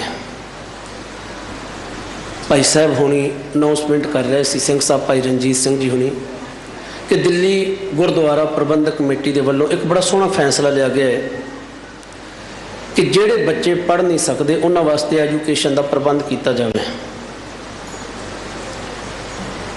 ਕਿਉਂਕਿ ਕਾਫੀ ਸਮਾਂ ਪਹਿਲਾਂ ਇਸ ਸਟੇਜ ਤੋਂ ਦਾਸ ਨੇ ਵੀ ਅਰਜ਼ ਕੀਤੀ ਸੀ, ਅਸੀਂ ਬੜੇ ਗੁਰਦੁਆਰੇ ਬਣਾ ਲਏ ਨੇ, ਅਸੀਂ ਬੜਾ ਕੁਛ ਕਰ ਲਿਆ ਹੈ। ਚੰਗੀ ਗੱਲ ਸੀ, ਕੋਈ ਮਾੜੀ ਗੱਲ ਨਹੀਂ, ਧਰਮ ਦੇ ਪ੍ਰਚਾਰ ਕਰਨ ਵਾਸਤੇ ਇੰਨਾ ਹੀ ਕਾਫੀ ਹੈ। ਹੁਣ ਲੋੜ ਹੈ ਸਾਨੂੰ ਕਿ ਜਿਹੜੀ ਸਾਡੀ ਜਨਰੇਸ਼ਨ ਜਿਹੜੀ ਹੈ, ਅਸੀਂ ਉਹਨੂੰ ਐਜੂਕੇਸ਼ਨ ਮੁਹੱਈਆ ਕਰਾ ਸਕੀਏ। ਬਹੁਤ ਸਾਰੇ ਲਾਇਕ ਬੱਚੇ ਨੇ ਜਿਹੜੇ ਚੰਗੇ ਅਹੁਦਿਆਂ 'ਤੇ ਜਾ ਸਕਦੇ ਨੇ, ਅਸੀਂ ਉਹਨਾਂ ਨੂੰ ਅਡਾਪਟ ਕਰਕੇ ਉਹਨਾਂ ਦੀ ਸਾਰੀ ਪੜ੍ਹਾਈ ਦਾ ਖਰਚਾ ਚੁੱਕੀਏ ਤਾਂ ਕਿ ਉੱਚੇ ਮੁਕਾਮ 'ਤੇ ਜਾਣ, ਉੱਚੇ ਅਹੁਦਿਆਂ 'ਤੇ ਜਾਣ। ਸਾਨੂੰ ਕਿਸੇ ਦੇ ਕੋਲੋਂ ਫੈਸਲੇ ਲੈਣ ਦੇ ਵਾਸਤੇ ਝੋਲੀ ਨਾ ਅੱਡਣੀ ਪਵੇ। ਜਿਵੇਂ ਨਵੰਬਰ 1984 ਦੇ ਵਿੱਚ, ਜੂਨ 1984 ਦੇ ਵਿੱਚ ਸਿੱਖ ਨਸਲਕੁਸ਼ੀ ਹੋਈ, ਅਤੇ ਅੱਜ ਕਿੰਨੇ ਸਾਲ ਹੋ ਚੱਲੇ ਨੇ ਸਾਨੂੰ ਤਰਲੇ ਲੈਂਦਿਆਂ, ਸਿੱਖਾਂ ਨੂੰ ਲਿਲਕੜੀਆਂ ਲੈਂਦਿਆਂ, ਸਾਨੂੰ ਇਨਸਾਫ ਮਿਲਿਆ ਨਹੀਂ ਮਿਲਣਾ, ਗਾਹ ਵੀ ਨਹੀਂ ਮਿਲਣਾ। ਕਾਰਨ ਕਿਉਂਕਿ ਜਿਹੜਾ ਵੀ ਵਿਅਕਤੀ ਇਸ ਰਾਜਸੀ ਕੁਰਸੀ ਨੂੰ ਪ੍ਰਾਪਤ ਕਰ ਲੈਂਦਾ ਹੈ, ਉਸ ਦੇ ਮਨ ਦੇ ਅੰਦਰ ਕੇਵਲ ਤੇ ਕੇਵਲ ਸਿੱਖਾਂ ਦੇ ਪ੍ਰਤੀ ਨਫ਼ਰਤ ਹੀ ਹੈ। ਚੰਗੀ ਗੱਲ ਹੈ ਸਾਡੇ ਬੱਚੇ, ਸਾਡੇ ਨੌਜਵਾਨ ਚੰਗੇ ਉੱਚੇ ਅਹੁਦਿਆਂ 'ਤੇ ਆਉਣ, ਚੰਗਾ ਪੜ੍ਹ ਲਿਖ ਕੇ ਜਾਣ, ਫਿਰ ਉਹ ਸਾਡੇ ਫੈਸਲੇ ਜਿਹੜੇ ਨੇ ਉਹ ਕਰਨ, ਫਿਰ ਸਾਨੂੰ ਇਨਸਾਫ ਮਿਲੇਗਾ। ਸਾਨੂੰ ਯਹੂਦੀਆਂ ਦੇ ਕੋਲੋਂ ਸਿੱਖਣਾ ਚਾਹੀਦਾ ਹੈ। ਹੋਰ ਬਹੁਤ ਸਾਰੇ ਨੇ, ਅੱਜ ਲੋੜ ਹੈ। ਇਸ ਵਾਸਤੇ ਮੈਂ ਆਪਣੀ ਤਰਫ ਤੋਂ ਧੰਨ ਗੁਰੂ ਗ੍ਰੰਥ ਸਾਹਿਬ ਮਹਾਰਾਜ ਜੀ ਦੇ ਚਰਨਾਂ ਵਿੱਚ ਬੇਨਤੀ ਵੀ ਕਰਦਾ ਹਾਂ, ਪਾਤਸ਼ਾਹ ਜੀ ਐਸੀ ਸੋਚ ਰੱਖਣ ਵਾਲਿਆਂ ਨੂੰ ਚੜ੍ਹਦੀਆਂ ਕਲਾ ਬਖਸ਼ਿਓ। ਹੋਰ ਆਪਣੀ ਕੌਮ ਦੇ ਵਾਸਤੇ, ਧਰਮ ਦੇ ਪ੍ਰਚਾਰ ਕਰਨ ਵਾਸਤੇ ਬਲ ਉਦਮ ਉਤਸ਼ਾਹ ਬਖਸ਼ਿਓ। ਐਸੀਆਂ ਪਾਈਆਂ ਹੋਈਆਂ ਪੈੜਾਂ ਜਿਹੜੀਆਂ ਤੁਹਾਡੀਆਂ ਨੇ ਧੰਨ ਗੁਰੂ ਅੰਗਦ ਦੇਵ ਜੀ, ਤੁਸਾਂ ਨੇ ਛੋਟੇ ਛੋਟੇ ਬੱਚਿਆਂ ਨੂੰ ਨਾਲ ਲੈ ਕੇ ਉਹਨਾਂ ਨੂੰ ਖਡੂਰ ਸਾਹਿਬ ਦੀ ਧਰਤੀ 'ਤੇ ਪੜ੍ਹਾਉਣਾ ਸ਼ੁਰੂ ਕੀਤਾ ਸੀ। ਤੁਹਾਡੇ ਮਨ ਦੀ ਰੀਝ ਸੀ ਕਿ ਇਹ ਚੰਗੀ ਉਚੇਰੀ ਵਿੱਦਿਆ ਪ੍ਰਾਪਤ ਕਰ ਲੈਣ, ਇਹਨਾਂ ਨੂੰ ਅੱਖਰੀ ਬੋਧ ਹੋ ਜਾਵੇ, ਤਾਂ ਕਿ ਅੱਖਰੀ ਗਿਆਨ ਵੀ ਹੋ ਜਾਵੇ ਤੇ ਆਤਮਿਕ ਗਿਆਨ ਵੀ ਹੋ ਜਾਵੇ। ਕਿਰਪਾ ਕਰਿਓ ਐਸੀ ਸੋਚ ਦੇ ਧਾਰਨੀਆਂ ਦੇ ਸਿਰ ਤੇ ਮਿਹਰ ਭਰਿਆ ਹੱਥ ਰੱਖਿਓ। ਔਰ ਮੈਂ ਵਧਾਈ ਦਿੰਦਾ ਦਿੱਲੀ ਸਿੱਖ ਗੁਰਦੁਆਰਾ ਪ੍ਰਬੰਧਕ ਕਮੇਟੀ ਨੂੰ ਕਿ ਸਾਨੂੰ ਅਜਿਹੇ ਹੋਰ ਵੀ ਸ਼ੁਭ ਉਪਰਾਲੇ ਜਿਹੜੇ ਕਰਕੇ ਗੁਰੂ ਨਾਨਕ ਦੀ ਖੁਸ਼ੀ ਦੇ ਪਾਤਰ ਬਣਨਾ ਚਾਹੀਦਾ ਹੈ। ਸਤਿਗੁਰੂ ਸੱਚੇ ਪਾਤਸ਼ਾਹ ਜੀ ਕਹਿੰਦੇ ਆ, ਨਾਨਕ ਦਰਸ ਮਗਨ ਮਨ ਮੋਹਿਓ ਪੂਰਨ ਅਰਥ ਬਸੇਖਾ। ਸ਼ਬਦ ਦੀ ਅਖੀਰਲੀ ਪੰਕਤੀ ਹੈ, ਭਾਈ ਜਿਨ੍ਹਾਂ ਨੇ ਆਪਣੇ ਪ੍ਰਭੂ ਪਿਆਰੇ ਦੇ ਦਰਸ਼ਨ ਕਰ ਲਏ, ਆਪਣੇ ਸਤਿਗੁਰੂ ਦੇ ਦਰਸ਼ਨ ਕਰ ਲਏ, ਉਹਨਾਂ ਦਾ ਮਨ ਜਿਹੜਾ ਸੀ ਗੁਰੂ ਦੇ ਦਰਸ਼ਨਾਂ ਵਿੱਚ ਮਗਨ ਹੋ ਗਿਆ, ਉਹਦੇ ਪ੍ਰੇਮ ਦੇ ਵਿੱਚ ਮਗਨ ਹੋ ਗਏ। ਨਾਨਕ ਦਰਸ ਮਗਨ ਮਨ ਮੋਹਿਓ ਪੂਰਨ ਅਰਥ ਬਸੇਖਾ। ਜਿਹੜੀਆਂ ਵਿਸ਼ੇਸ਼ ਉਚੇਟੀਆਂ ਉਹਨਾਂ ਦੀਆਂ ਲੋੜਾਂ ਸੀ, ਕਾਮਨਾਵਾਂ ਸੀ, ਉਹ ਪੂਰੀਆਂ ਹੋਈਆਂ, ਕਿਉਂਕਿ ਉਹ ਮੰਗਦੇ ਕੀ ਨੇ, ਉਹਨਾਂ ਦੀ ਸੋਚ ਵੱਡੀ ਹੈ, ਉਹ ਮੰਗਦੇ ਵੀ ਵੱਡਾ ਹੈ। ਉਹਨਾਂ ਨੂੰ ਪਤਾ ਹੈ ਜੇ ਅਸੀਂ ਦਾਤੇ ਨੂੰ ਮੰਗਾਂਗੇ, ਦਾਤ ਆਪਣੇ ਆਪ ਹੀ ਸਾਡੇ ਘਰ 'ਚ ਆ ਜਾਣੀ ਹੈ। ਉਹ ਦਾਤੇ ਨੂੰ ਮੰਗਦੇ ਨੇ, ਉਹਨਾਂ ਦੀ ਸੋਚ ਵੱਡੀ ਹੈ, ਉਹ ਮੰਗਦੇ ਵੱਡਾ ਹੈ, ਤੇ ਉਹਨਾਂ ਦੀਆਂ ਉਚੇਚੀਆਂ ਕਾਮਨਾਵਾਂ ਜਿਹੜੀਆਂ ਮਾਲਕ ਵਾਹਿਗੁਰੂ ਆਪ ਪ੍ਰਸੰਨ ਹੋ ਕੇ ਪੂਰੀਆਂ ਕਰਦਾ ਹੈ। ਵੈਸੇ ਮਾਂ ਪਿਓ ਆਪਣੇ ਬੱਚਿਆਂ ਨੂੰ ਸਾਰਿਆਂ ਨੂੰ ਪਿਆਰ ਕਰਦਾ ਹੈ, ਉਹ ਸਾਰਿਆਂ ਦੀ ਖੁਰਾਕ ਪੋਸ਼ਾਕ ਆਦਿ ਦਾ ਪ੍ਰਬੰਧ ਕਰਦਾ ਹੈ, ਪਰੰਤੂ ਜਿਹੜੇ ਬੱਚੇ ਵਧੇਰੇ ਕਰਕੇ ਆਗਿਆਕਾਰੀ ਬਣ ਜਾਂਦੇ ਨੇ, ਮਾਂ ਬਾਪ ਦੇ ਕਹੇ ਵਿੱਚ ਚੱਲਦੇ ਨੇ, ਉਹ ਮਾਂ ਬਾਪ ਦੀਆਂ ਖੁਸ਼ੀਆਂ ਦੇ ਵਧੇਰੇ ਪਾਤਰ ਬਣ ਜਾਂਦੇ ਨੇ। ਇਹ ਨਹੀਂ ਹੈ ਕਿ ਜਿਹੜੇ ਬੰਦਗੀ ਨਹੀਂ ਕਰਦੇ ਰੱਬ ਉਹਨਾਂ ਨਾਲ ਬੇਇਨਸਾਫੀ ਕਰਦਾ, ਬਿਲਕੁਲ ਨਹੀਂ। ਦੋਖਣ ਦੇਖਤ ਹੈ ਪਰ ਦੇਤ ਨਾ ਹਾਰੇ, ਕਲਗੀਧਰ ਪਾਤਸ਼ਾਹ ਗੁਰੂ ਗੋਬਿੰਦ ਸਿੰਘ ਜੀ। ਬਲਕਿ ਅਸੀਂ ਉਹਦੇ ਪਿਆਰ ਦੇ ਪਾਤਰ ਬਣਨਾ ਹੈ, ਅਸੀਂ ਉਸ ਦੇ ਆਗਿਆਕਾਰੀ ਬੱਚੇ ਬਣਨਾ ਹੈ। ਜੋ ਸਾਨੂੰ ਇੰਨਾ ਕੁਛ ਦੇ ਰਿਹਾ, ਉਸ ਦਾ ਧੰਨਵਾਦ, ਉਸ ਦਾ ਸ਼ੁਕਰਾਨਾ ਕਰਨਾ ਸਾਡਾ ਫਰਜ਼ ਬਣਦਾ ਹੈ। ਧੰਨ ਗੁਰੂ ਗ੍ਰੰਥ ਸਾਹਿਬ ਮਹਾਰਾਜ ਜੀ ਕਿਰਪਾ ਕਰਨ, ਸਾਹਿਬ ਸ੍ਰੀ ਗੁਰੂ ਹਰਿਕ੍ਰਿਸ਼ਨ ਸਾਹਿਬ ਮਹਾਰਾਜ ਕਿਰਪਾ ਕਰਨ, ਜਿਨ੍ਹਾਂ ਦੇ ਮੁਬਾਰਕ ਮੁਕੱਦਸ ਅਸਥਾਨ 'ਤੇ ਆਪ ਸਾਰੇ ਮਿਲ ਬੈਠ ਕੇ ਗੁਰੂ ਜੀ ਦੀਆਂ ਖੁਸ਼ੀਆਂ ਨੂੰ ਪ੍ਰਾਪਤ ਕਰ ਰਹੇ ਹੋ।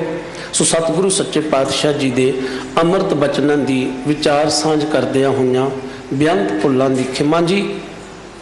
ਵਾਹਿਗੁਰੂ ਜੀ ਕਾ ਖਾਲਸਾ, ਵਾਹਿਗੁਰੂ ਜੀ ਕੀ ਫਤਿਹ।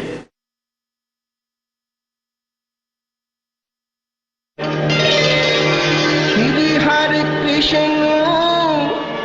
प्यारे